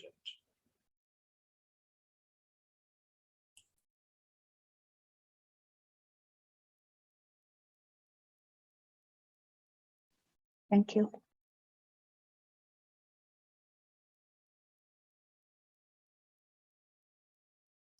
Yes, I think the souls are working together, even though we don't see as many numbers here as we do in some of the other meetings around the world, but we're just leaving it to the souls that are working in the background, even though the physicalities are not here yet. I think we're just maybe growing at a slower pace, but we're growing in a way as the souls are communicating, and nothing is hidden from the souls, as I'm understanding it. Freed had put something nice into the chat. And the earth turns once in 24 hours. So the peace dome fields are spread around the world anyway. Yes, apparently the spraying of the dome and hitting the ground, and they're being spun just like in a dynamic reactor. And they've done a lot of this in Brazil, and they've done a lot in China, they've done a lot in Iran, and maybe we haven't done as much here in the United States, but we're getting there. Over time, we'll start to increase our numbers, I'm sure, especially when we start to see things coming out of Arizona and a few of the other, let me just mute that, okay, a few of the other locations, and maybe that's what it's going to take. A lot of people need to see something first, and then they'll be part of it. But we know we're believing without actually seeing. I believe it all about the universal unit, the vertical units, the emotional and brain enhancement system. Even though it's beyond my understanding and some of my beliefs, I do confirm it to myself that this technology is absolutely real. And we're probably participating in it, as Mr. Kesh said. When you dream, your soul is traveling across the universe. So we're already doing many of these things. We've made wishes as young people or older people. So it's working the same way. That's just the way I'm seeing things. So the souls will come together at the right time. And we're probably laying some of the groundwork right here, right now, with your teaching and others who come in to share. And when the time is right, they will appear. But it is beautiful, and we congratulate all those in Brazil for all the hard work, as Mr. Kesh said, they've been doing, especially with the Cup of Life and so many workshops and other things. So yes, we'll grow. It's inevitable, I would say.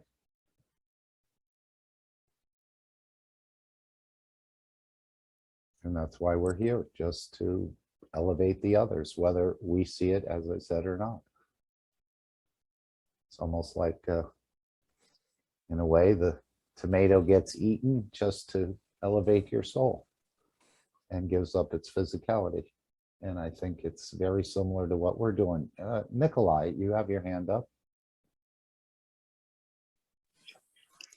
Hello, can you hear me?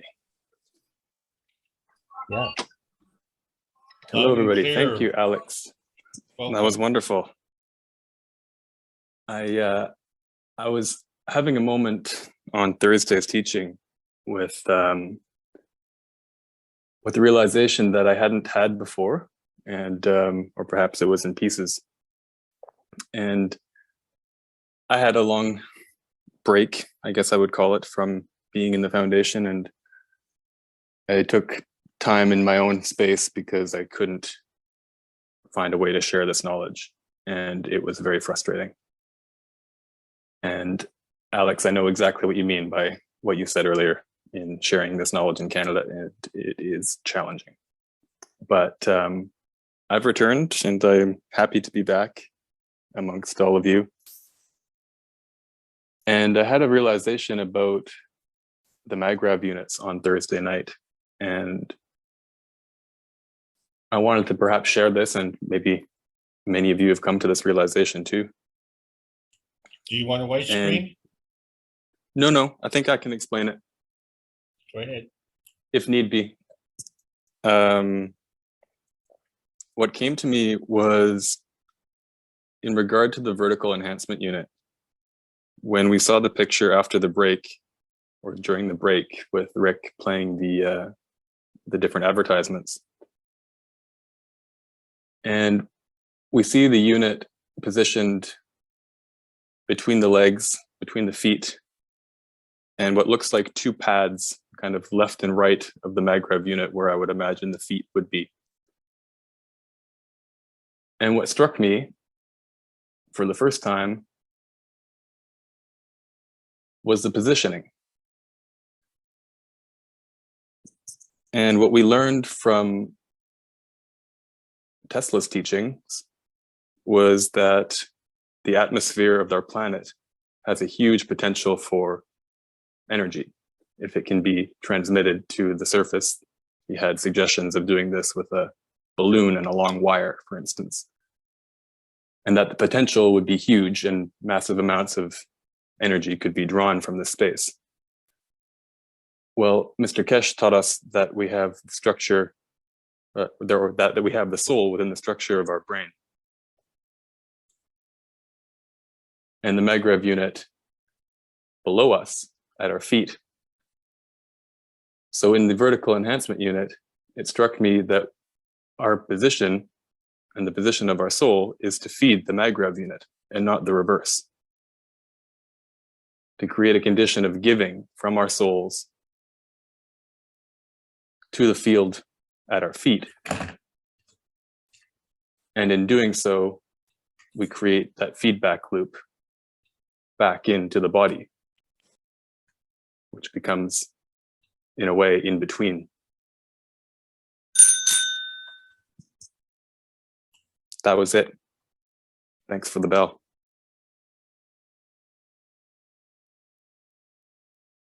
I don't know where the bell came from. Alex? I think Alex. Okay. Oh, I That's get my blamed guess. for everything. I see Kay has his mic open. I muted you earlier, Kay. It's working just fine, Rob. The last working. Kay? Oh, I'm sorry. This is by mistake. Can you hear me? No problem. Yes, yes. I'm thank hearing you. you. My apologies. Just done by mistake. Sorry. No sorry. problem, no problem.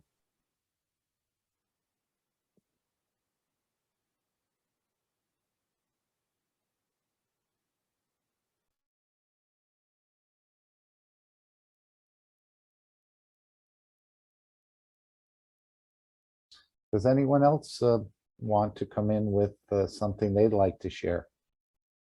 And again, thank you very much, Alex.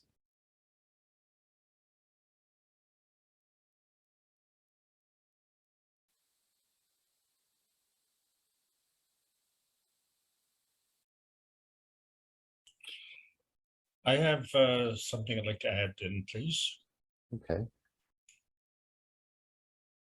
It's very important for us to understand man-made law and how it's different from universal law. And I didn't want to bring this up in the presentation, but the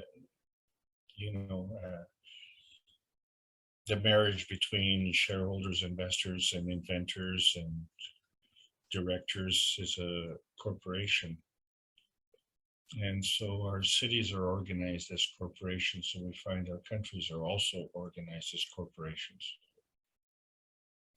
And so the rules of a corporation are basically the same insofar as the directors of the corporation are not restricted to being directors of only that corporation. And so this is one of the things that it took a long time for me to learn, was that as a Canadian, I am a shareholder in the Corporation of Canada. But I'm not a director. The directors have my proxy, and that proxy is my vote. So I am not directing the Canadian country. The politicians are directing the Canadian country, but they are making the decisions, based on their responsibility as a shareholder. So many times they say, well, the corporation has to, answer to the shareholders. Yeah, once a year or a couple of times a year by issuing dividends. But the rest of the time, the directors are pretty well, directing the company. And the thing about it, as I say, they're not restricted to just being directors of that company. So as a shareholder of Canada, I, see an emotional attachment in that relationship. And as a inventor, I believe that I would have the same emotional attachment. And so we see investors invest in that company who have no emotional attachment, not to the inventor, not to the technology or product, not even to the business.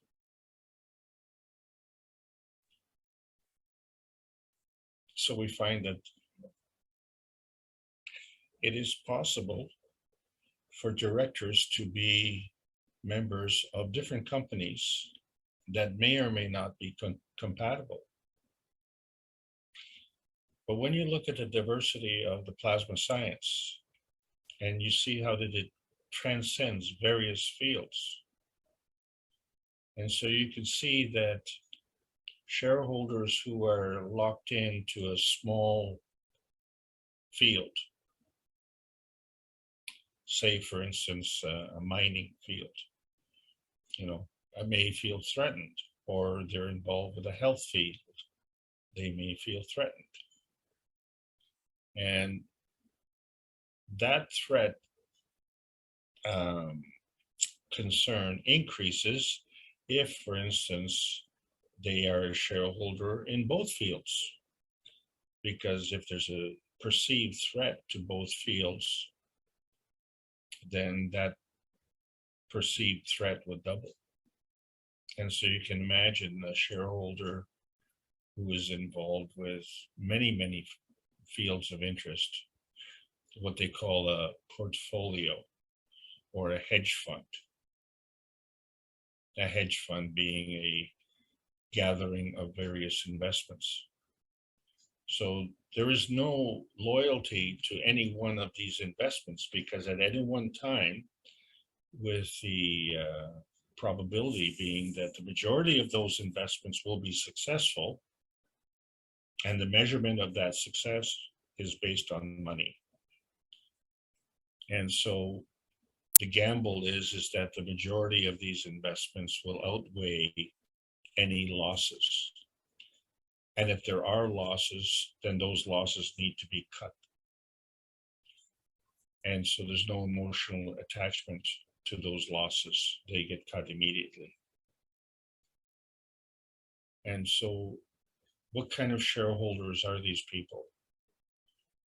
Because they have no emotional attachment, not to the investor, not to the technology, not even to the company, not even to the shareholders of that company. They are invested in themselves as investors. And so the only criteria for them to be investors is their own needs. And so they don't become really shareholders, as in contributing to the benefit of the company, but as leeches, as exploiters of that company. And they are mixed in with the rest of us. So if you don't understand the rules and you say, well, I am emotionally attached to this particular technology, and then you find that there is a problem with that technology that was created through a manipulation that was not favorable, or through an exploitation. And it really challenges your morality. So it's like keeping a plant, or keeping a pet, or even keeping a child. If you want to look after your child, you will do whatever you can to make sure that that child flourishes and you are emotionally attached.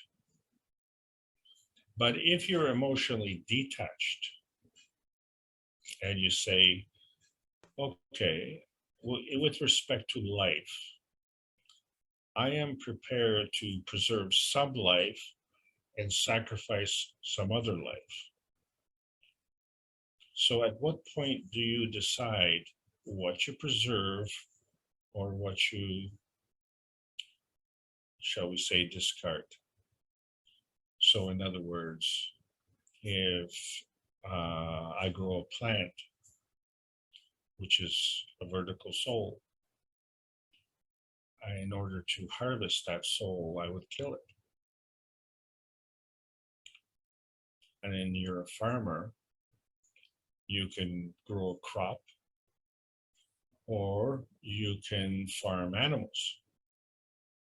And so you are caring for those animals until the point where you take them to the slaughterhouse, at which point you divest yourself of that emotional attachment.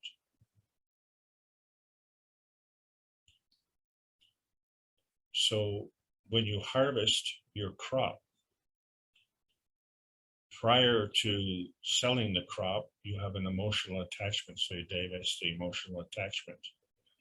Well, what is the difference between divesting emotionally from the crop or divesting emotionally from the animal? And so let's go one step further and say, well, if I can't see the difference between divesting from the attachment to the crop, and I can't see the detachment, the emotional detachment from divesting from the animal, is it possible then that I may not see the emotional attachment and the problems thereof if I divested myself from my own family?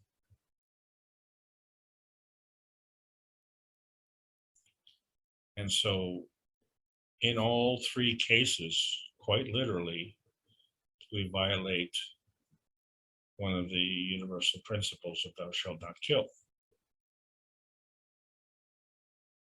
So at what point does that rule come into play, or at what point does that rule become disregarded? And so if we treat crops like a commodity, and if we treat cattle or animals like a commodity, do we also treat people as a commodity? And so you have to look at the shareholders, and you find that, well, if I have a product and it benefits humanity, it would sell itself. No, that is a fallacy. That is something that they teach you in business school, but that's not the reality. The reality is that when you have people living on the street, or you have people who are homeless, or you have people who are below the poverty line, the solution to that is to purchase military weapons, because the value of the military weapon outweighs the value of the humanity. So who is making that investment? And so you see that if you have no emotional attachment to the humanity, then you can certainly make that investment. So it takes a long time to build something, but it only takes us an instant to blow it up. And is that something to be proud of? Some people seem to think so. But if you understand the interaction emotionally, and then you understand, well, if there's a relationship between the physical manifestation and the emotional attachment, then you will understand that there is a interaction between the emotional manifestation and the soul attachment. Not only, and I say not only because we're only talking about 3 dimensions, and we didn't say which 3 dimensions. And if below, then so above, and so you find that the universal community has the same problem. And this is the awareness that we're having. As long as we're not aware of that particular problem, then we see ourselves as inferior. And nothing makes us more inferior than when we are governed by someone who has an Oedipus Rex complex or someone who has an inferiority complex. Because the easiest way for the role of man to be superior is to exercise their authority physically. And that is a scheme that is of the smallest nature. So if you extrapolate the results of that scheme, you will find that it leads straight to bankruptcy. Physical bankruptcy, financial bankruptcy, moral bankruptcy, and the bankruptcy of the soul. And if we understand that the soul is eternal, then this becomes a really, really bad investment. I don't care which way you slice it. So by increasing the size of our schemes, we can take enough into account and understand that there's more. And now that we know there's more, then the question becomes, how much money do we need to be investors in this new technology? And the answer is very simple. It's less than a case of beer. I don't know how much less. It doesn't matter. It's pocket change. And we all have a total disrespect for our pocket change, don't we? Because we give it easily.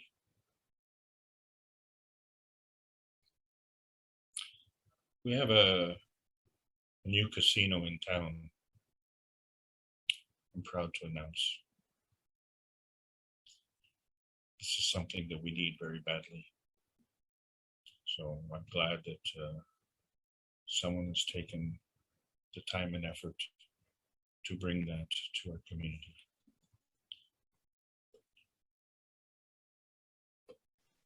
I'm being sarcastic. I hope everybody figures that out. And then, but anyway, you create that which you wish to manifest, and that has to be truthful. Over to you, Mark. Thank you, Alex. Yes, they usually end up looting the community rather than paying out. And that's, of course, why they're in business.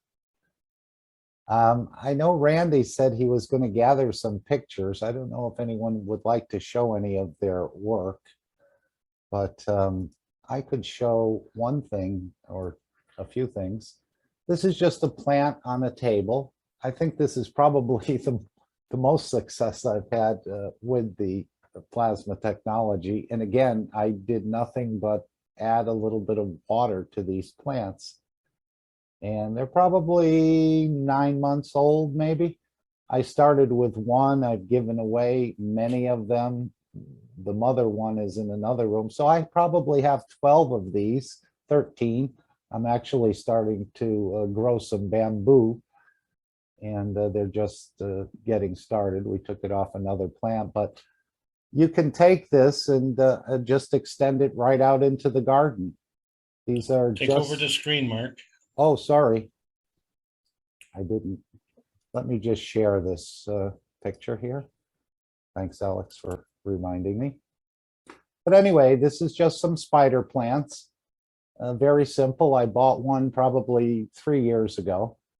And from there, it started offshooting, and I planted some and given away many. And like I said, I probably have 12 or 13 of these around in the home.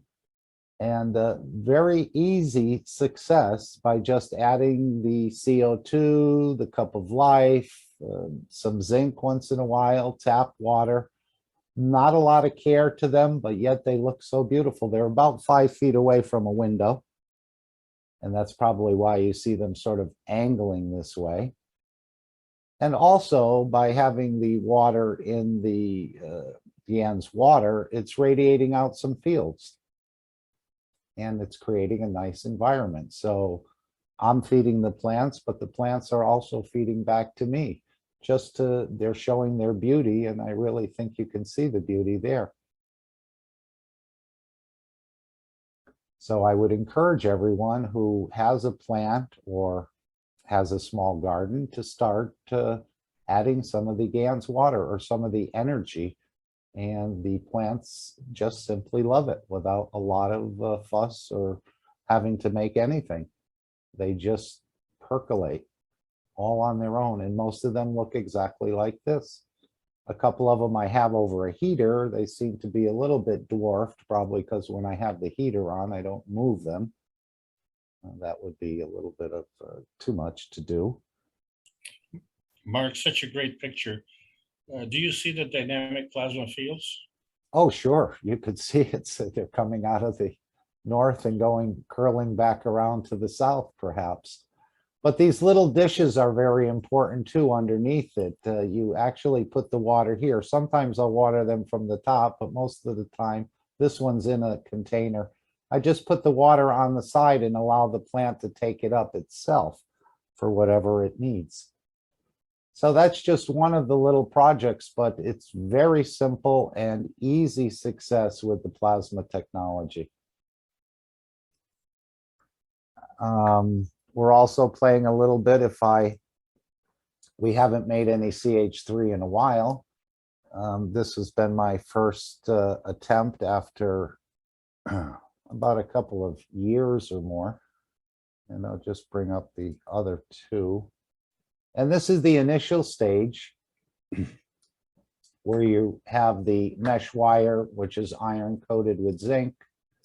And this is at the 0.9% solution. And that is the salt content of the body and the soul of the man. So my idea here is to collect these amino acids, which you've seen forming on the top, and try to curb hunger, just another way for myself, or perhaps to feed the neighbors.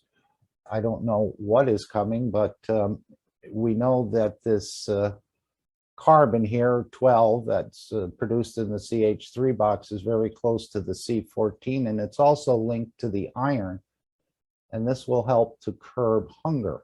So that's another little project, very simply done, easy to do. A nano-coated plate probably takes the longest, but I'm going to create some more CO2 and some zinc, which I've never made. I actually purchased from Arizona, but not John, other people in the area that probably knew John and were selling certain products. And I'm going to make some of my own zinc and collect the amino acids. As we heard Mr. Kesh earlier saying, you need quite a bit of amino acids if you're, in case anything would happen. And if I go to the last picture, we're also playing a little bit with some energy. And again, Mr. Kesh says we're just going, this is kind of an Alex bead here and a 9-volt battery, but he said we're going for the crumbs when we're trying to produce or save a little energy in our homes rather than going for the cake as far as the MagRav systems go. So we're doing a little playing in the background.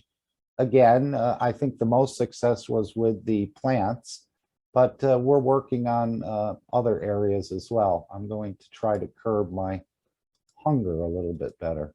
Not that I need to as far as weight, but just the idea that we want to be able to survive and live probably more healthy by just feeding on more fields than more matter state, even though I was brought up that you need the meat and potatoes and the rest of it. And that's sort of inculcated into you because, you know, your mother told you that. And obviously, most people are usually very close to their mothers and their advice. And obviously she gave birth to you. So, but we're learning a new way now, in a different way, to understand the universe and what we can do and what we're capable of doing, and also providing for the others. So I just thought I'd share those few pictures just to let everyone know that we are doing a little bit of research and discovery. And that's one of our problems. Mr. Kesh said we lack knowledge, but we also lack experience in the lab. And as Alex from Nigeria has also said, you know, sometimes it's very easy to draw things and to explain things, but when you get into any sort of lab work, it's not as easy to do. But that's, again, probably due to our lack of understanding of this knowledge, because it is a huge, huge amount of knowledge. Elizabeth has said, anybody use aluminum GANs to produce electricity? And again, I'm not here to produce electricity or gold. I've been wishing for peace for quite a number of years, even though I tried to achieve it in the matter state with energy systems such as nuclear power and water systems and agricultural and so on, and in trying to increase the energy flux per population or per individual, and that would give man more power in the universe. But we're finding it's a totally different way. I was always working in the matter state and losing more of the battles because people just didn't want to share all the food or the energy. We do have capabilities to do that. But now I've seen in the plasma way, it's much, much better to work in that sort of direction. Alenka? Okay. And much more effective as we collectively start to work with our souls together. And I think that's the way the foundation and the future teachings are going to start to track. Mr. Kesh has been hinting about it, just started teaching about the soul, and basically has only scratched the surface on this. So I'm looking forward to the units coming out so we can experience. I have a vision of seeing a lot of people in space, or a lot of entities in space. We thought it was empty. I think we're going to see it's quite full. And maybe even recognizing some of the universal council or universal community who are here on this planet as well. I'm ready to share it whenever you're done, Mark. Go right ahead, Randy, and take the screen, please. By the looks of it, next week we'll be able to go to Alex's for a little moonshine and lots of pie. So it's going to be a very interesting meeting next week. By invitation only? Probably. No, it's open. You know, just make sure you bring a case of beer, though. Okay, can everybody see that? Sure can. Okay, on the left is CUO. I bought a DC power supply, and I'll tell you, it was a real battle getting this thing to set properly to the voltage and amperage I wanted. I found out that by taking the solution farther down and taking the solution out so more of the plate was exposed, it stabilized. And that one I set up 2 days ago, so we're going to leave it for a month and see what happens. On the right-hand side, you'll see my cup 2, and these are 8-liter containers, and it's an LED system. And there's a picture of on the bottom left-hand corner of the GANs that one produced, and that sat for about 3 weeks. So when you make these big containers and you have an LED, you're going to learn patience. It takes a long time to do it. This sits in front of one of my living room windows, so it gets the moon energy, the sun, and these are all thin copper plates. So I've got a nano-coated plate in the middle and 2 copper plates on the outside. I tried thicker plates, like 3 times the thickness, didn't produce it. I went back to the very, very thin pure copper plates. If you're going to use copper plates, wash them with vinegar and soak them in vinegar overnight. And then just air dry them. I put them out in the sun and dry them, and then I nano coated it. That works a lot better. So I'll stop sharing. And It's an give the screen back. interesting blue color you have there. I haven't. Yes, seen a it's a Gans with beautiful that, color. with that And color. it's funny, I thought I'm going to get green GANs, but once I let it filter down, and it was blue. So that's quite interesting. That's what he said about the 5-stacker as well. You'll be seeing some different color Ganses that you haven't seen before, perhaps. I don't know if anyone wanted to share anything about that stacker. I've never put any salt in my stacker. Because I thought in space there's probably not any salt. I didn't think the wires were needed either, but I did include the wires in there. That's interesting. I haven't built a 5-stacker yet. It's ready to go though, and adding the salt if we need it. Alex, thank you. So those are just little things that we're working on. And of course, we're transmuting elements. We're gravitating different things within these different boxes. And I thought it was Mostek who said there was about 22. Myrna, oops, I'll just mute you. I think he said there was 22 elements. I know in the second book, he was talking about, I think, 6 elements, and that was in 2010. But there's formic acid, there's zinc, there's CO2, there's methyl, there's methane being converted, CH4. So there's a tremendous amount of things just going on in the CO2 box, and that's what he was referring to earlier. If we had any need for protection, was to use, one of the things was the CO2. And of course, your neighbors as well.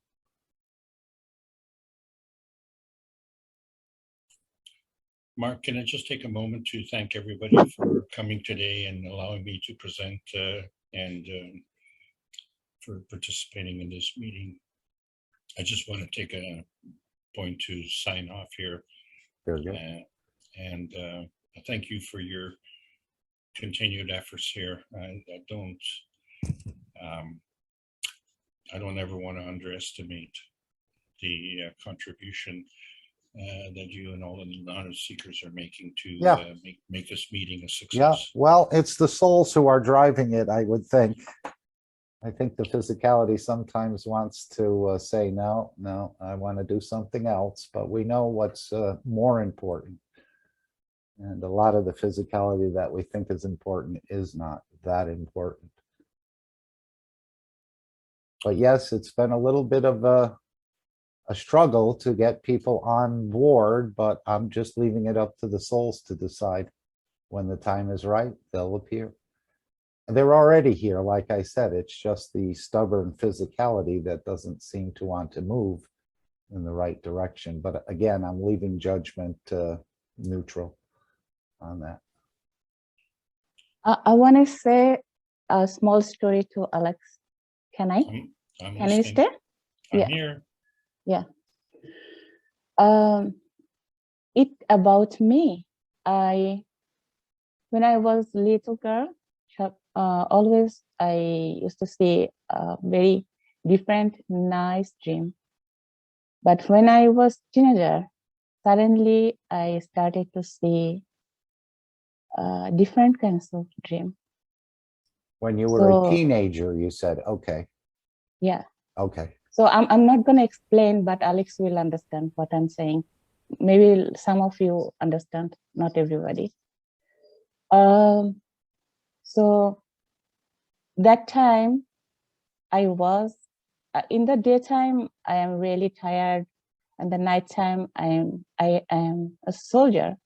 I go for saving people. And then there is a whole night like the struggling. And at the morning, I am so tired. I can go to school a lot of time because the whole night I feel I didn't sleep. I'm tired. I have pain, this and that. So it's happened all my life, almost all my life, like 7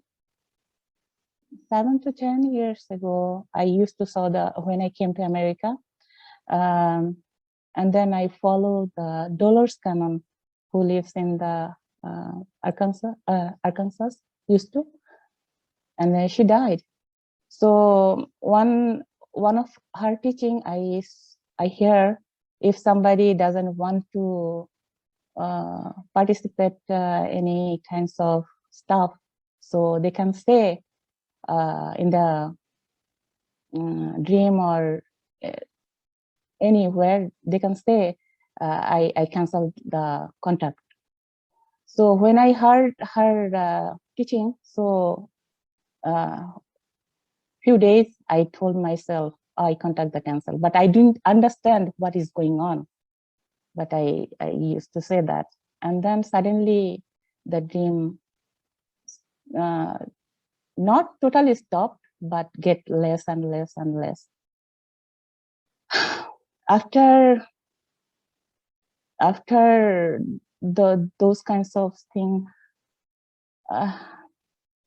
canceled, and then like 1 year or 2 years later, I heard those kinds of stuff happen in the earth, and it is real. I never understood this kinds of thing happen in the earth, and it happened. So after that 3 years, I was like a crazy, and then I controlled myself. Now I'm okay, but I know the real story. A lot of you don't know the story of the earth, and we are all working for that, knowingly and unknowingly, and it is not safe talk this way, so I'm not gonna explain, but I think Alex understand. What did I say? I feel his pain too. Thank you. Thank you so much. The earth is calling. We have to hear it. And we can't hear with our ears because the earth doesn't have a mouth to speak. But the earth shows us. But we have a selective vision. We only see what we want to see. So we need to hear the calling and understand that, we are, well, we are all shareholders in this. And the earth is the, shall we say, the corporation. And so we have a fiscal responsibility for the earth, but not as shareholders to just take the dividends, but the shareholders to make it grow and share with others. And so it transcends just the physicality of the earth, and in fact transcends the plasma state of the earth, the soul of the earth. Because the universal community is having the same problem, and we never really gave much credence to that because we only see the point of view from our tiny perfect world. You see, the sleep is for the recovery of the physicality because of the inherent deficiencies that we have with respect to energy transfer. But the sleep is a liberation of the soul to allow it to prepare for the next day's activity, which is why when we go to sleep, the soul comes back in the morning. And it's very precise in its target shooting. It comes right back to our body. It doesn't go into another body. So as long as that connection remains in place, then the awake and sleep cycle becomes a manifestation and a preparation cycle. And in order for us to understand and to profit from this cycle, we have to understand that the manifestation is from the soul side, not from the physical side. So this point where we say, you know, this is who we are, and, you know, this is you and this is me, and we put a fence around it and say, you know, you keep yours and I'll keep mine, and, you know, keep your troubles in your backyard and don't bring me your troubles to my backyard. That is the problem that we have on this planet. And so the solution is not for the physicality. The solution is from the soul side. And we do this through our dream state. And that's why each of us have different dreams. And the meaning of these dreams is unique to each and every one of us, just like we are all unique. And the consideration is the environment, is the inertia interaction between you and the environment. And because that is your point of reference, so there's a relationship reference point between the soul, your body, and the earth body. And the midpoint is your spirit state, the soul of the body. So this is the energy transaction that is going on. As long as we are in this environment, change the environment, you change the interaction, but you do not change the basic elements because you are still you.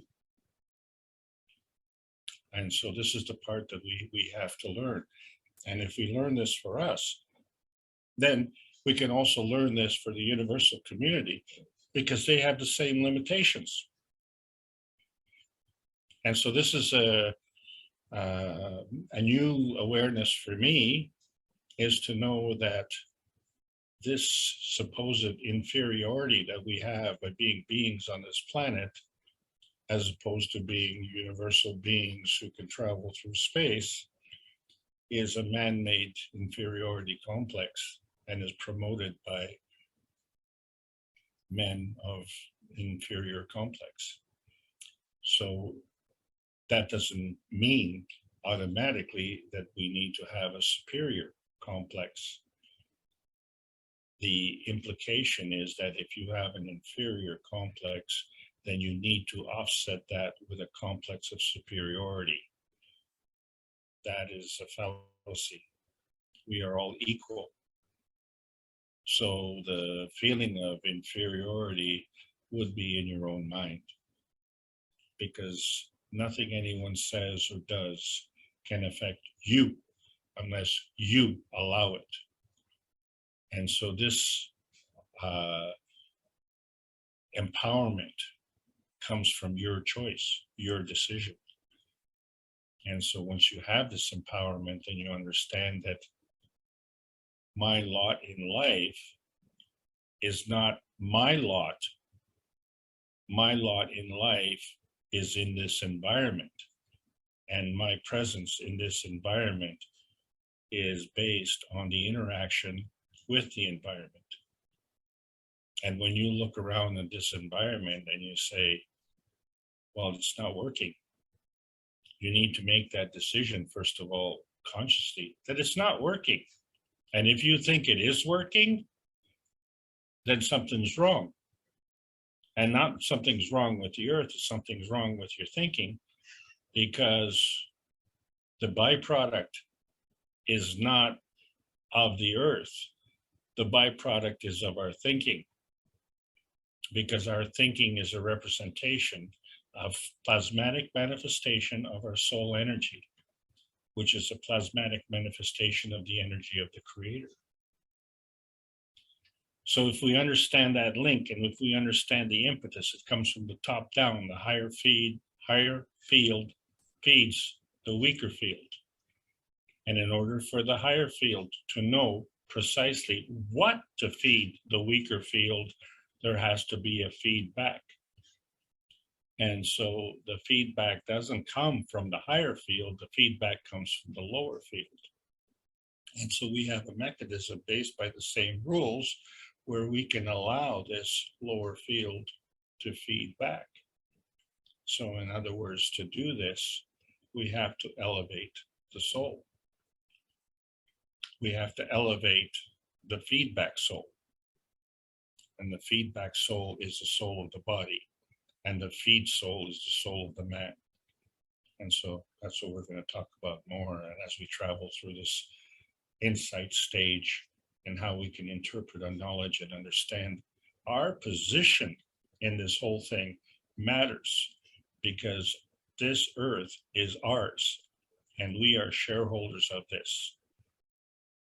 And so there's a responsibility. And there's nothing wrong with having the responsibility. When you look into the universe and you see how well organized it is. Why is that? Why are we having this deficiency? How much of that falls on our shoulders? Well, we are not the only, shall we say, harvesters. And so we'll be talking about that later on as well. So we have to go through this transition point where we understand that the limitations of our physicality is a man-made construct. Thank you for your beautiful presentation there. And we will, I'm going to pass it over to you, Mark, and Thank you. look forward to seeing you all next week. Is there more you wanted to add, Selena? No. That's it. Thank you. Okay. Randy has inspired someone else, Leanna, to send me some pictures. Maybe I can share those. I don't know if she'd like to comment on it. Just a moment. And let's move a picture here. Maybe she'd like to explain. I think we have another one here. Let me just Hi shrink it up. guys. Hi, nice to hear from you. Thanks for pulling up our pictures. Yes. Maybe just keep those two up for a second, because it's Randy's setup inspired, or you can put as many as you want, but Randy Okay. really inspired me because all the differences in our cups are so unique, even with the same basic materials, like, you know, the coils and the plates. And then this is basically in the middle there. It's the cup, same materials as Cup of Life 2, which you see on the left, but it's at the top of 5-cup stacker for the plants, 5 cups for the vertical people. And Jed made this system with like all different kinds of nano coating and a lot of different variables in it. But look at how the water looks neon blue and clear, and the Gans is white and they're white. It's interesting. And after I saw his, I was like, I should share this one, because the copper, all the different things it can do, it's awesome. And yeah, that's it. Just sharing this, saying hi. Nice. Here's another blue one. Randy, you're not the only one with blue Gans, apparently. Exactly what it means, and what are you going to do with these, Leanna? I'm not sure if you call that, because my reception maybe is kind of choppy because I can't Little. hear you guys. A little. Well, that's the idea, I think, of the fields all around the earth. This is all our Ganses are communicating all the time. That's beautiful. Yeah, very nice. So there's work going on in the background. Very interesting. And again, Mr. Kesh has asked us to not to copy so much, but to do a little experimentation. And then some things you need to replicate, like the Cup of Life. You need to make it exactly the way he said it. And other things we heard today about the first stacker, 5 units, he said it must be done this way. It's not to be horizontal, it's not to be in a circle, it's to be done the way, as he said, these plates or coils look like the backbone of the man. So there's certain things we do want to replicate or copy. I guess copy is kind of a bad word, but mindless copy, I think, is a bad thing. But if you're replicating, the universe does it all the time. One universe creating another one, energies from one creating another one, and a lot of similarities, even though the energies might be slightly different. The souls are all involved in a lot of this replication. So thank you, Leanna.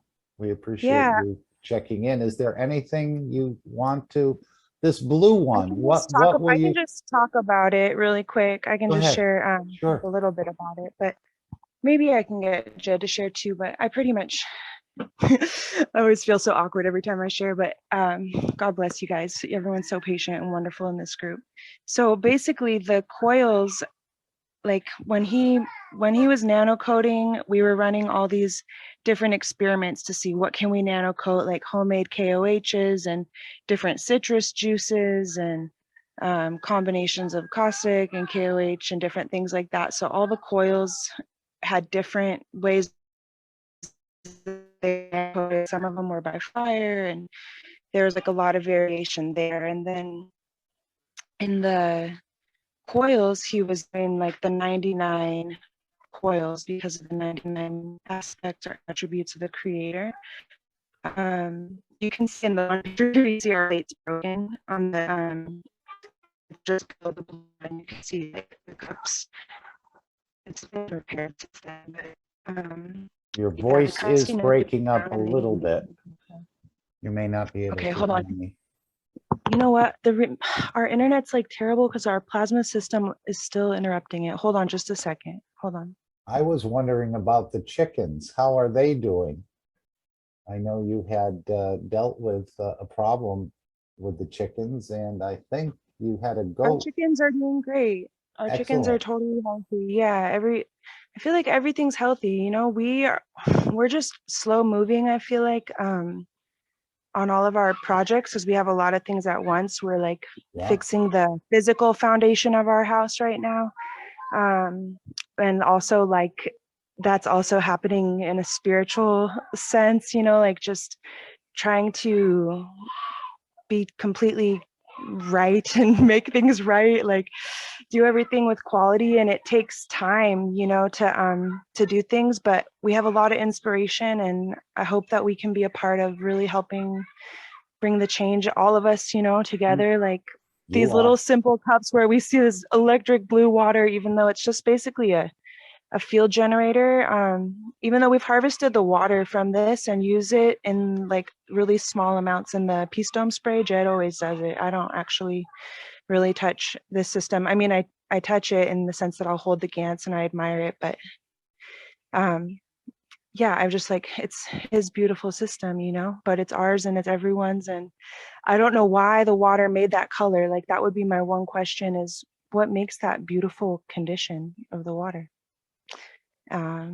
Yeah, anyways, God bless you guys. Great. Thank And you. you For know, letting me it share. can, these Ganses and things can be added into concrete. I don't know if you're working with any concrete on the foundation, but maybe a little bit more research and Use you it in can, our paint. In our paints, we don't mass produce Gantz enough, but it's actually like a goal to, you know, we all should be figuring out how to make the highest quality, best amino acids of CO2 and these things that our neighbors are going to need and our friends are going to need and the world needs. So we want to make more product, but yeah, we do. And when we do our I think Jed has put Gantz in some of the concrete before, and for sure in the paint too. So great. yeah. Yeah, we have. And the rooster's fine, it sounds like. Oh man, yeah, we have roosters and peacocks on this land, and we're caretakers where we stay. So we inherited all these very loud, amazing birds. Beautiful, beautiful. And is your community taking notice of any of this, or do they just look and say, Oh man, you know what? I feel like locally we have great, everything about Kesh technology is like really received well and openly. People are really open-minded here. They like immediately get excited when you tell them about it and they use it. But then when you tell them like, check out Knowledge Seekers workshops, they're like, I can't listen to that really. And I'm like, man, try, try, you know, or then it's like my mom or my family who's like, you know, I'm not even going to say, but they're like, Right.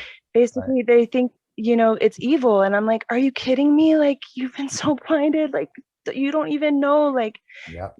the kind of people that tell me like Jesus is all I need, but then they got injections, you know, and I'm like, really? That's all you need? But like, you won't even listen to the voice of the master returned home. Like, I don't know. Yeah. So I would say it's received like by our friends, but by our families. And I think by many people, there's resistance and like our families are like ashamed of us in a sense. We're like, man, you guys don't get it. But you know, it's like Leanna, you in the could try putting cup 1 right in your white. If you're painting with white, put cup 1 right in the paint. Yeah, we had the dry CO2 in cup 1 Ganses. Yeah, right there in the paint. That's exactly what we did. And of course, this is the year of the Mekti, so they may be a little shocked when, you know, from the Vatican to the Buddhists to the Ayatollahs in Iran start to confirm the existence of the Mekti. I know they'll have a hard time with that as well, but that's what they've been all preaching about. And now the day is here, or the year is here of the Mekti. Yeah, we just got to try to help everyone make it home, make it to the ultimate best destination, best position, and like try not to leave anyone behind and keep trying to do our own personal best. But yeah, it's kind of just beautiful. So thank you for letting me share. I love you guys all. I love that you guys are all here and you know, doing the work. Thanks again.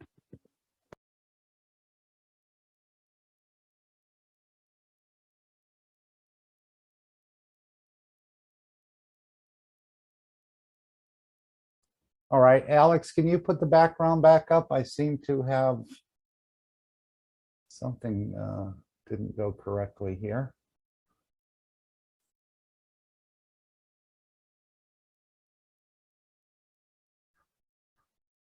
All right, just a minute then.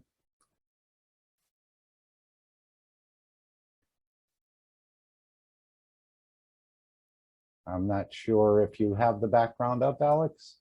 Very good, thank you.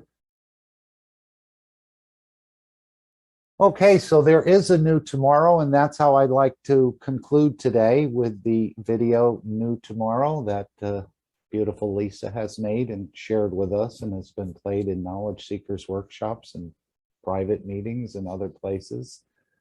And again, more gifts from the Creator, he said, in a way. We don't understand it all, but we're part of it all. We're connected to everything, but yet we're independent, and we're everywhere, but yet we're nowhere at the same time. So let me play this, and unless someone has something else they'd like to share at this point, I think we do have a little bit of time.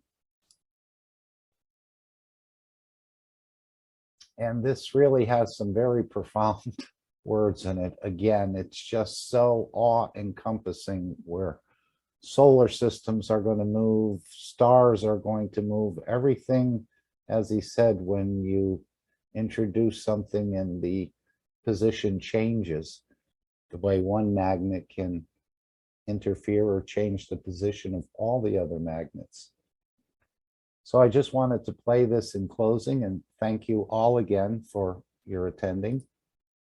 And I think we all know, the ones that are here, that we are in a way responsible or part of a much bigger, we don't see it all, but we see a glimpse or a part of it so far.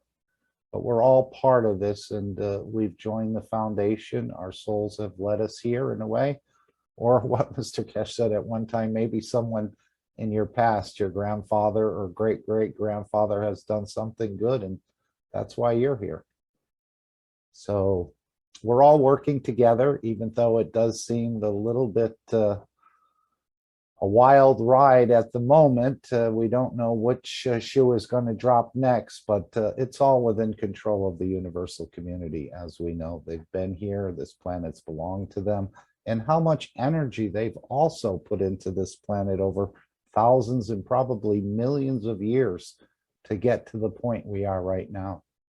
So thank you all. Continue sharing the knowledge and learning about the knowledge. As we've been reminded, we're all students and we're all teachers. And even though Mr. Kesh carries the knowledge of the universe, he comes into the meeting as a knowledge seeker. So he's still seeking knowledge. And as we all know, the knowledge will never end. And we're probably going to replicate some of the things that Mr. Kesh has done here on this planet in other civilizations in the same manner. This is what I sense anyway. So thank you all. Have a wonderful rest of your day or evening. And I'm going to play this and then we'll end the meeting. Anyone else? Anything else to share?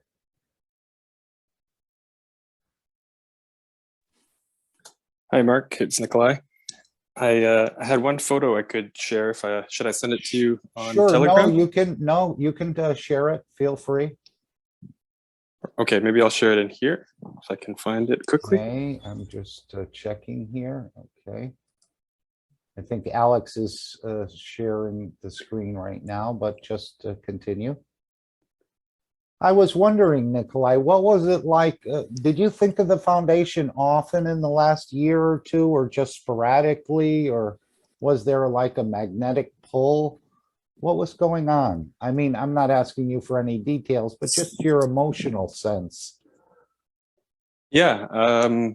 Well, yeah, may as well share that before I share this other thing. Okay. We're so glad to have you back, you beautiful soul. Well, thanks, Mark. Yeah. It's nice to be back. It was, I guess it was late after, it would have been shortly after that workshop that you showed at the beginning of this teaching, which was the 23rd of July, 2020. So I don't know for sure if it was maybe in the fall, but I built the 5 cups, and that was the last, so to speak, interaction that I had with the technology. And did you destroy your 5 cups? Well, there's a reason why I asked a very stupid question in last Thursday's workshop, which was, can I refill these things that have evaporated? And of course, Mr. Kesh goes, yeah, of course you can refill them. You know, you galoot.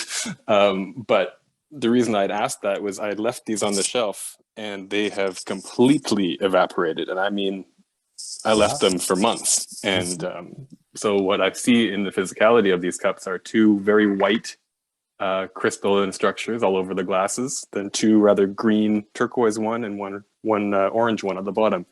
And the salt and the ganses basically attach itself to the walls of the cups. So from my understanding, it was still functioning, regardless of whether I was participating as well. But it also kind of felt like I had left a plant to wither.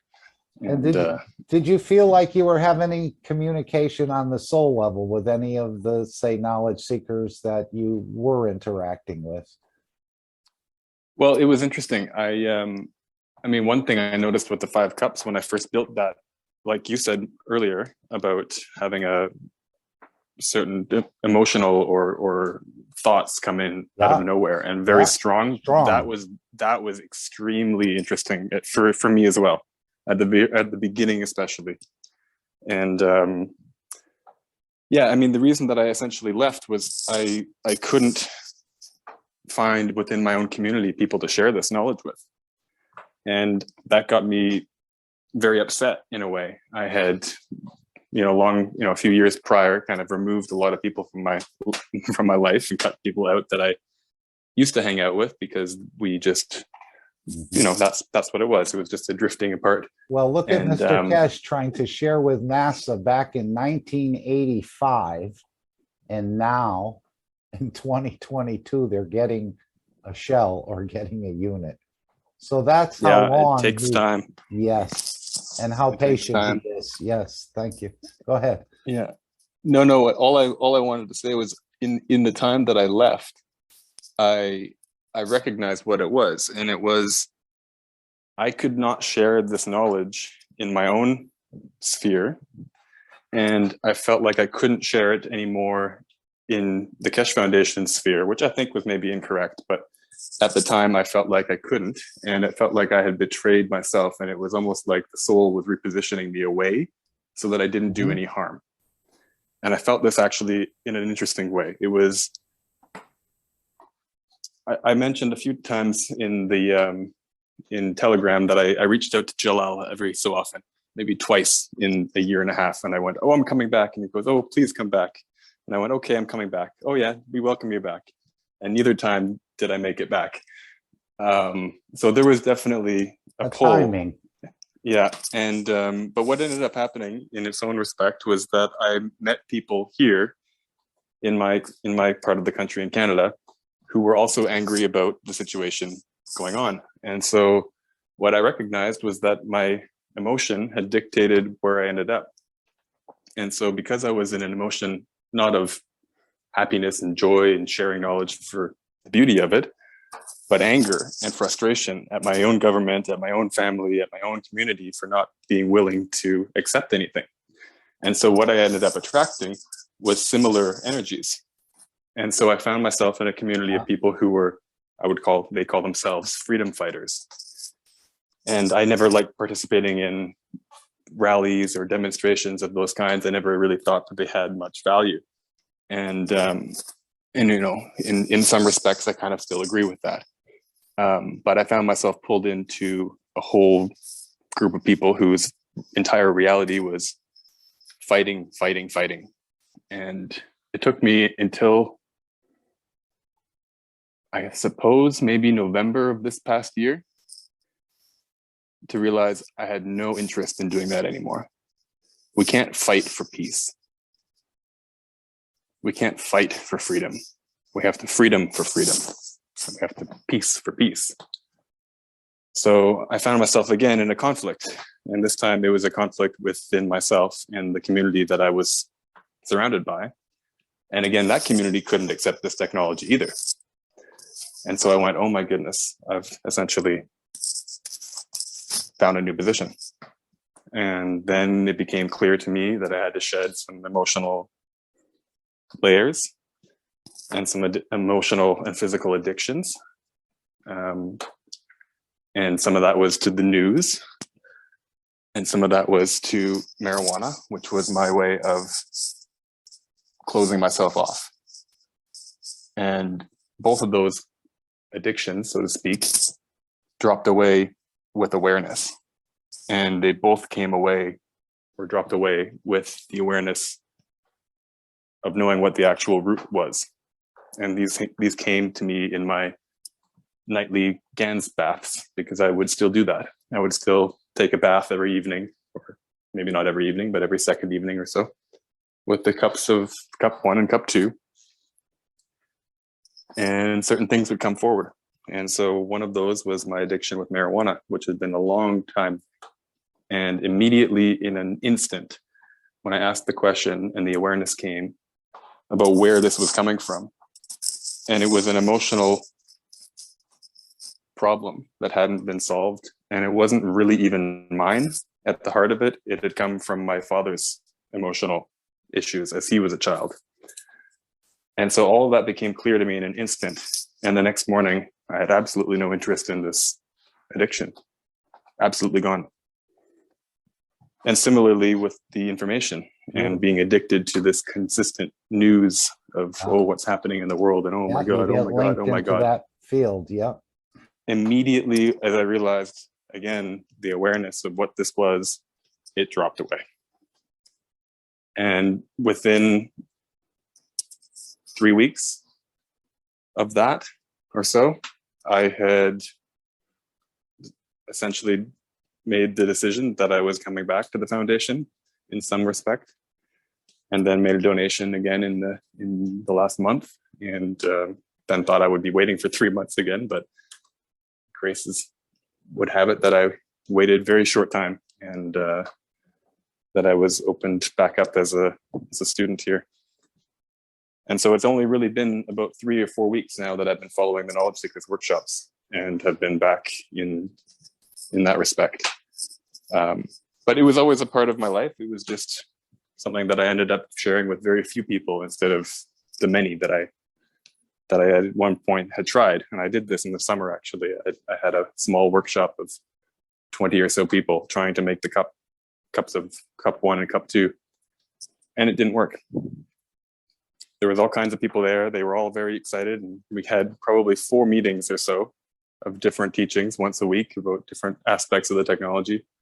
And by the end of the last one, my friend and I went on a little road trip and toured around BC. And that was essentially it. Not a single one of those people was able to continue the work. Not a single one of them was able to keep up their cups of life. And I understood for the first time what Alex had meant many years ago when he said, don't teach outside the foundation, not because you can't, but because it's very challenging. And it took me that experience to understand what he meant at that time. But there's a few who are still interested. However, they haven't been interested enough to. I did plant some seeds, but there was an effort that I wished I had gone about a different way. And that's what that experience showed me, was that the method that I had used and the people who I had allowed to almost control that environment, who said, oh yeah, I should invite all these people and yada, yada, yada. And I allowed that was incorrect, because it wasn't actually the souls that wanted to be there. It was somebody else's opinion of who those souls should be and that they should be there. And that was just my friend inviting all of his so-called spiritual friends and said, oh yeah, they all want this. And the truth of it was they didn't. A few of them did. And those few that did had an experience that was interesting for them. But that will definitely guide me in future. Yeah. And that was an important lesson. We can all feel proud that we've been touched in so many ways by the knowledge of the Keshe Foundation. So, and all the Indeed. souls that were there knew, but apparently the physicality is still putting its foot forward. But I think Yeah, you've as we planted a know. lot of seeds and given people a lot of things to ponder and think about. So you're doing your work. Well, thanks, Mark. I appreciate the words of encouragement. I wanted to share a photo of something that I built, ahead. and it was interesting that this happened. I imagine. Oh, You'll maybe have to this photo might be the about a screen. week old. You have to take the screen, please. Thank you. Do you see that picture? We do. So this is a friend who's sitting in this little chair, and if you look carefully, he's sitting above the maggrav unit.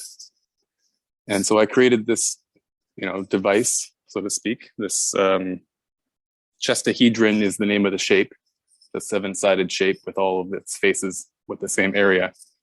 And the black rings are filled with the GANs of zinc, and the poles are nano-coated copper poles. And inside those poles are PVC, so plastic poles. And inside each of those is a gradient of 12 drops on the bottom in each, or 12, 11, 10, 9, 8, and so forth, all the way around. And each with a drop of amino acids of the zinc as well. And I didn't know at the time, but I put this together and I gave them the maggrav unit, because there are 3 pumps on those rings, on the black rings. And so at the time I wanted to have these pumps pump the GANs around the rings. And although that didn't exactly feel correct, but I brought the maggrav unit from my house and I gave it to them with the structure, and it's a gift to them. And a week later, we have the teaching of last Thursday. And I have the understanding of placing the body above the maggrav unit. So I thought that was interesting. Very and I had done something without realizing it. And now when I go back there, which will be later today, I'm going to share with him what I got from Thursday, which was that this maggrav unit is not to be necessarily powering the pumps, but that the job is for the human to send its fields from the soul into the maggrav, and to see how that affects the position. Yes, it seems that all the souls have or want that ability to elevate, whether it's the cats, the plants, other little things, they all have the opportunity to elevate. And that's what apparently this is all, one of the things that it's all about, is elevation of the souls. Very beautiful. Thank you for sharing, Nikolai. Can I say Yeah, you're something? welcome. Of course. I have done the same. I have a pyramid and I wanted to do this like this, but not before, since I know from Mr. Keshe yesterday or so on. And the pyramid was too low. It was too high to sit over my graph, and yeah, it doesn't work.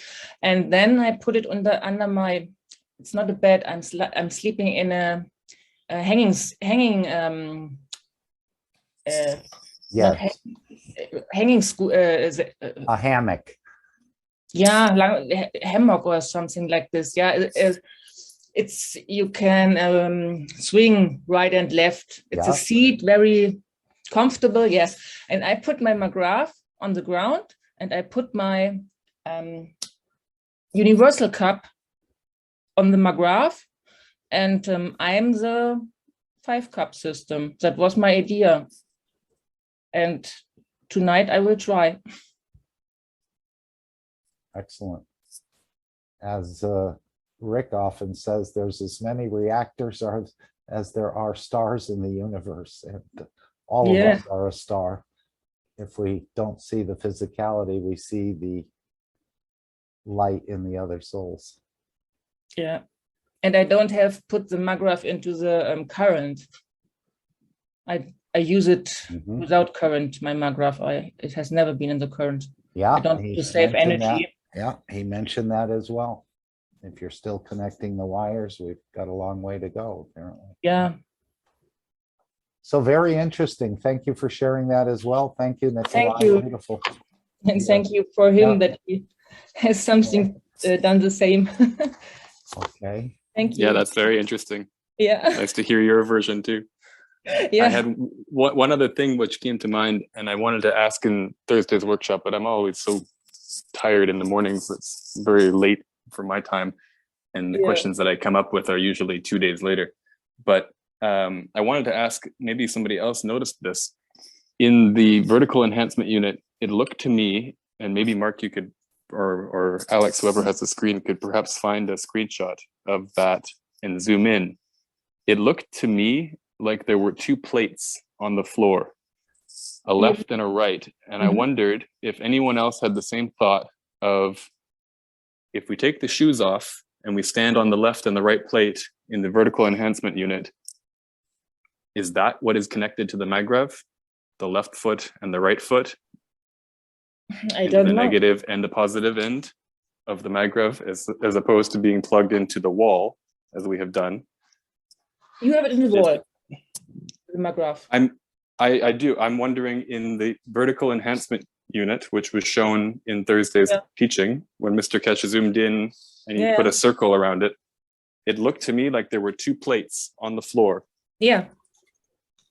Is one of those connected to the left foot and one of them connected to the right foot, and both going into the magrev unit as a source of the power supply? It's just a question I had, but I wondered if anyone else had come up with the same question. Yeah, I have done a nano-coated copper plate on the ground because of the energy from underground. And on this, I have my graph, and over that, my universal cup. And it's from Keshe, this one is, but it's not stick into the current or in the wall. It's running out of current, just with the plates and your feet, but no current. You know what I mean? Current. You put yeah. Earlier, Mark, right after the break, in the video, right after the break, he comes back and he draws on the screen. I think it's earlier in the video. There. Yeah. If that can be zoomed in, I don't know. But do you remember the stacker systems, the 3 in the beginning of the here the lens? Yeah, in the beginning there was the 3 5 stackers. You can stand in the stackers, but on the ground there was a nano-coated copper plate. And that was my thing I have to think of, and that's because I used the copper plate. Maybe it's just something like the same, the 3-5 stackers and standing on a copper plate because of the energies from underground. And maybe it's something the same, I don't know, but maybe you will ask next Sunday, next Thursday. It's interesting. Thank you for sharing stuff. Very nice. Thank you.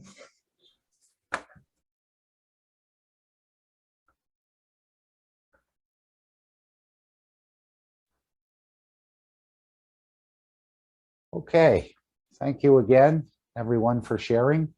I think we're all working together, even though we're all in different places, so that's very nice. And do you see that? Oh, sorry, Mark. Oh, go ahead. Do you see that on the screen now? Yes. So that, to me, on the bottom, looked like a left foot and a right foot. You mean the division between here? Yeah, I know what you Let me meant. just draw right here. A divided circle, yeah. Mm-hmm. Yes, we know this is the Magrev, and it's in all of the systems, I think. At least the vertical and horizontal. Mm-hmm.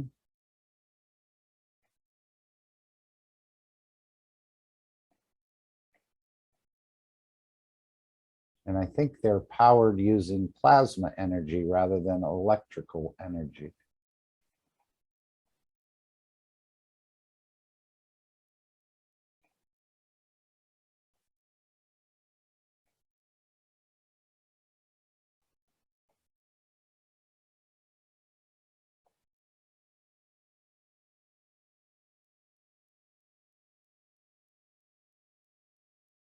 Who made the red arrows? I think Caleb did. Hey, hello. Do you want to jump in? Hey, Nikolai, thank you so much for sharing. I'm happy that we can speak, but I just wanted to chime in, and I want to say that when you hold those black things, the handles, I think that's what closes the circuit.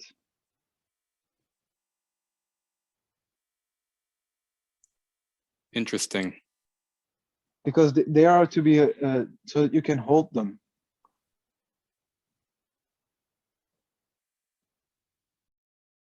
Yes, and on that other vertical unit we saw, wasn't there a place for your hands to go? If I remember correctly, some of the earlier drawing or pictures that we saw.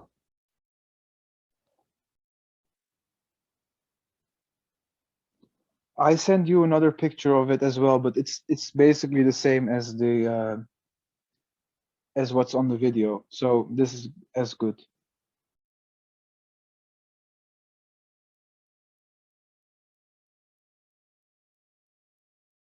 Yes, once these start to come out, I think it's going to be amazing. And again, beyond the belief and understanding of most men. But we're being prepped for it, perhaps, where it won't. I think it's going to be a fantastically beautiful experience of being in here. And then to come out and to share with the others. And this was what's going to happen. The souls will be starting to get elevated. And then realizing it's more about giving than taking, and we'll all start to collaborate and give from our souls. So very good. Okay. Anything else anyone wants to add or say about this? I don't know if anyone here has experienced it or not, but soon, hopefully, we all will start to participate in this.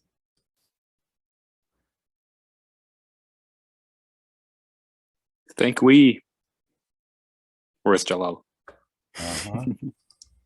Did I lose something here? You cannot pull my red. Ah, there he is. Thanks for the soul connection all that time, Jalal. Yes. We are, my friend. We are. Yeah. Very good. Okay, so let's see what's in store for the entire creation now. Just 1 second, Mark. Oh, Only yeah. one thing I would like to say. Just really, just try to think and behave as a child. Child, he's only living to enjoy. He do not go and play with another child to teach him. He do not do anything. He's only giving. He's not there to take. And our problem is that we give so much and we expect it so much. That's why sometimes we disappointed, because this is normal. When you this is a business. Always our life is business. We give, then we need to take respect to what we are giving. But the children, they do not do that. Absolutely, they do not do that.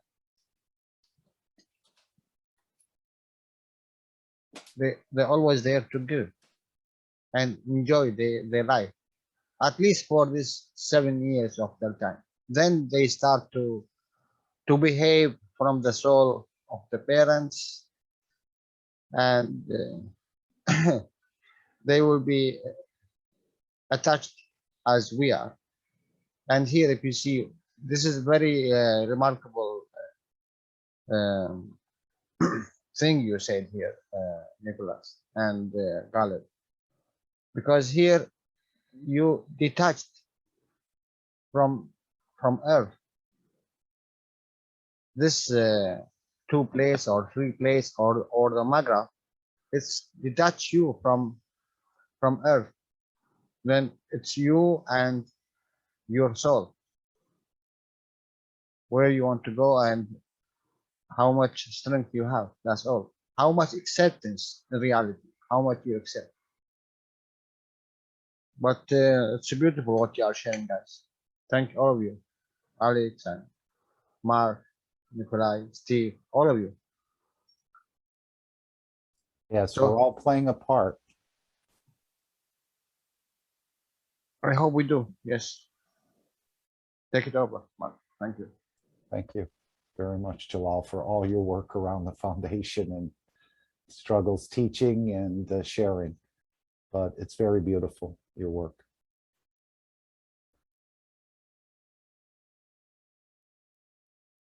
Okay, Jalal. Go ahead. When are your secret teachings? When do they happen? I want to be there. It's a secret. Okay, I'll find out tonight. It is a secret which all knows. Oh, maybe I have to come around. Maybe I'll find out in my dream time. Well, we have teaching in Monday, and we have teaching in Wednesday, and also all over the place. Once here, once there. We do not stop. Your secret Maghreb teachings? You mean yeah, the secret group? That's why I asked like that. Mr. Kesh referred to that in the last workshop again. That's right. Yeah. It's remarkable that all the group is there in the teaching, and no one opened his mouth to ask or to add, or I don't know. They are afraid. They put everything in my shoulder. Yeah, Jalal's group. It's not Jalal group. We are 8, 9 of us. And Sharing unconditionally. yes, it is real. But the aim, really, the aim of this group, that when we achieve something, and we are working like a turtle.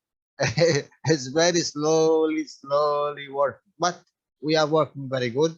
yeah, I think when we achieve this one, this will be all over the for the knowledge seekers. We are trying to put it in a way that everyone can teach it very easily and can do it. It's not really a secret one for something. No, it is a secret for bring it to the others in a simple way, and everyone can do it.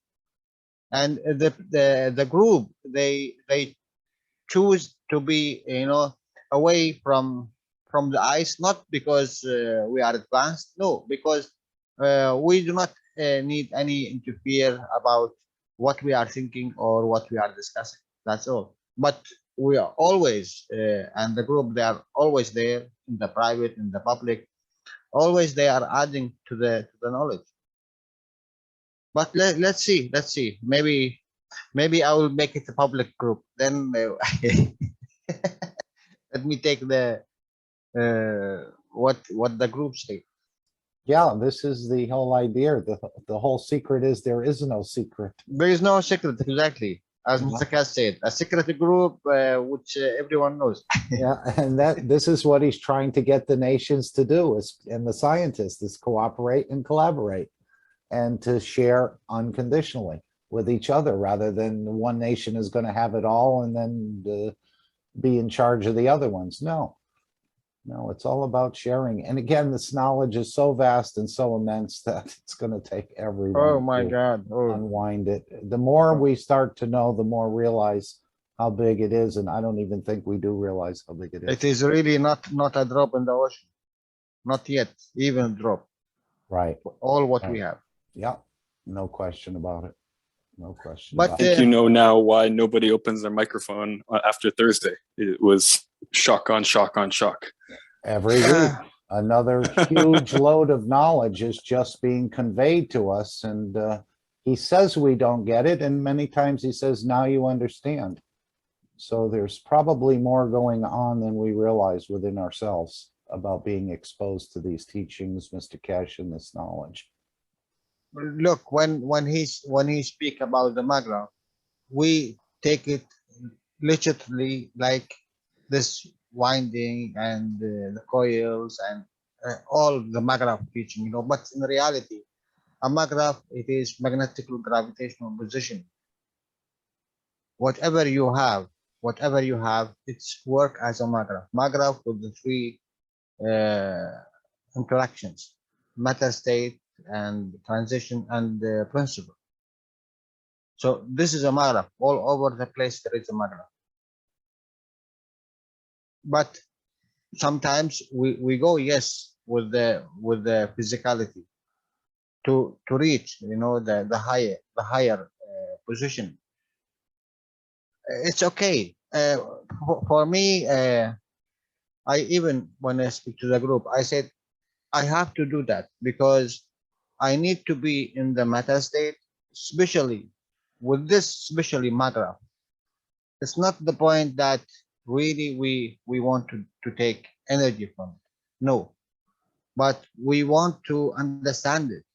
And once we understand it, we can let go the matter state of it, the connection, everything, to reach a higher point, zero time communication, expanding of the fields, the magnetic soul elevation. Yes. You know, and I opened this Wednesday about the soul. It is really, you need to know, as I love what Nicholas said here, Nikolai, about the smoking. What you have, it's not you. In reality, it is the wealth of you, whoever came before you. So you need to make your own wealth. You need to make your own wealth. When you change this magra, this is not yours. It is Mr. Cash wealth. If you can change it, then it is yours. How you gonna change it? You need to understand only, not you do a coil or whatever. It's not about that. No, it is the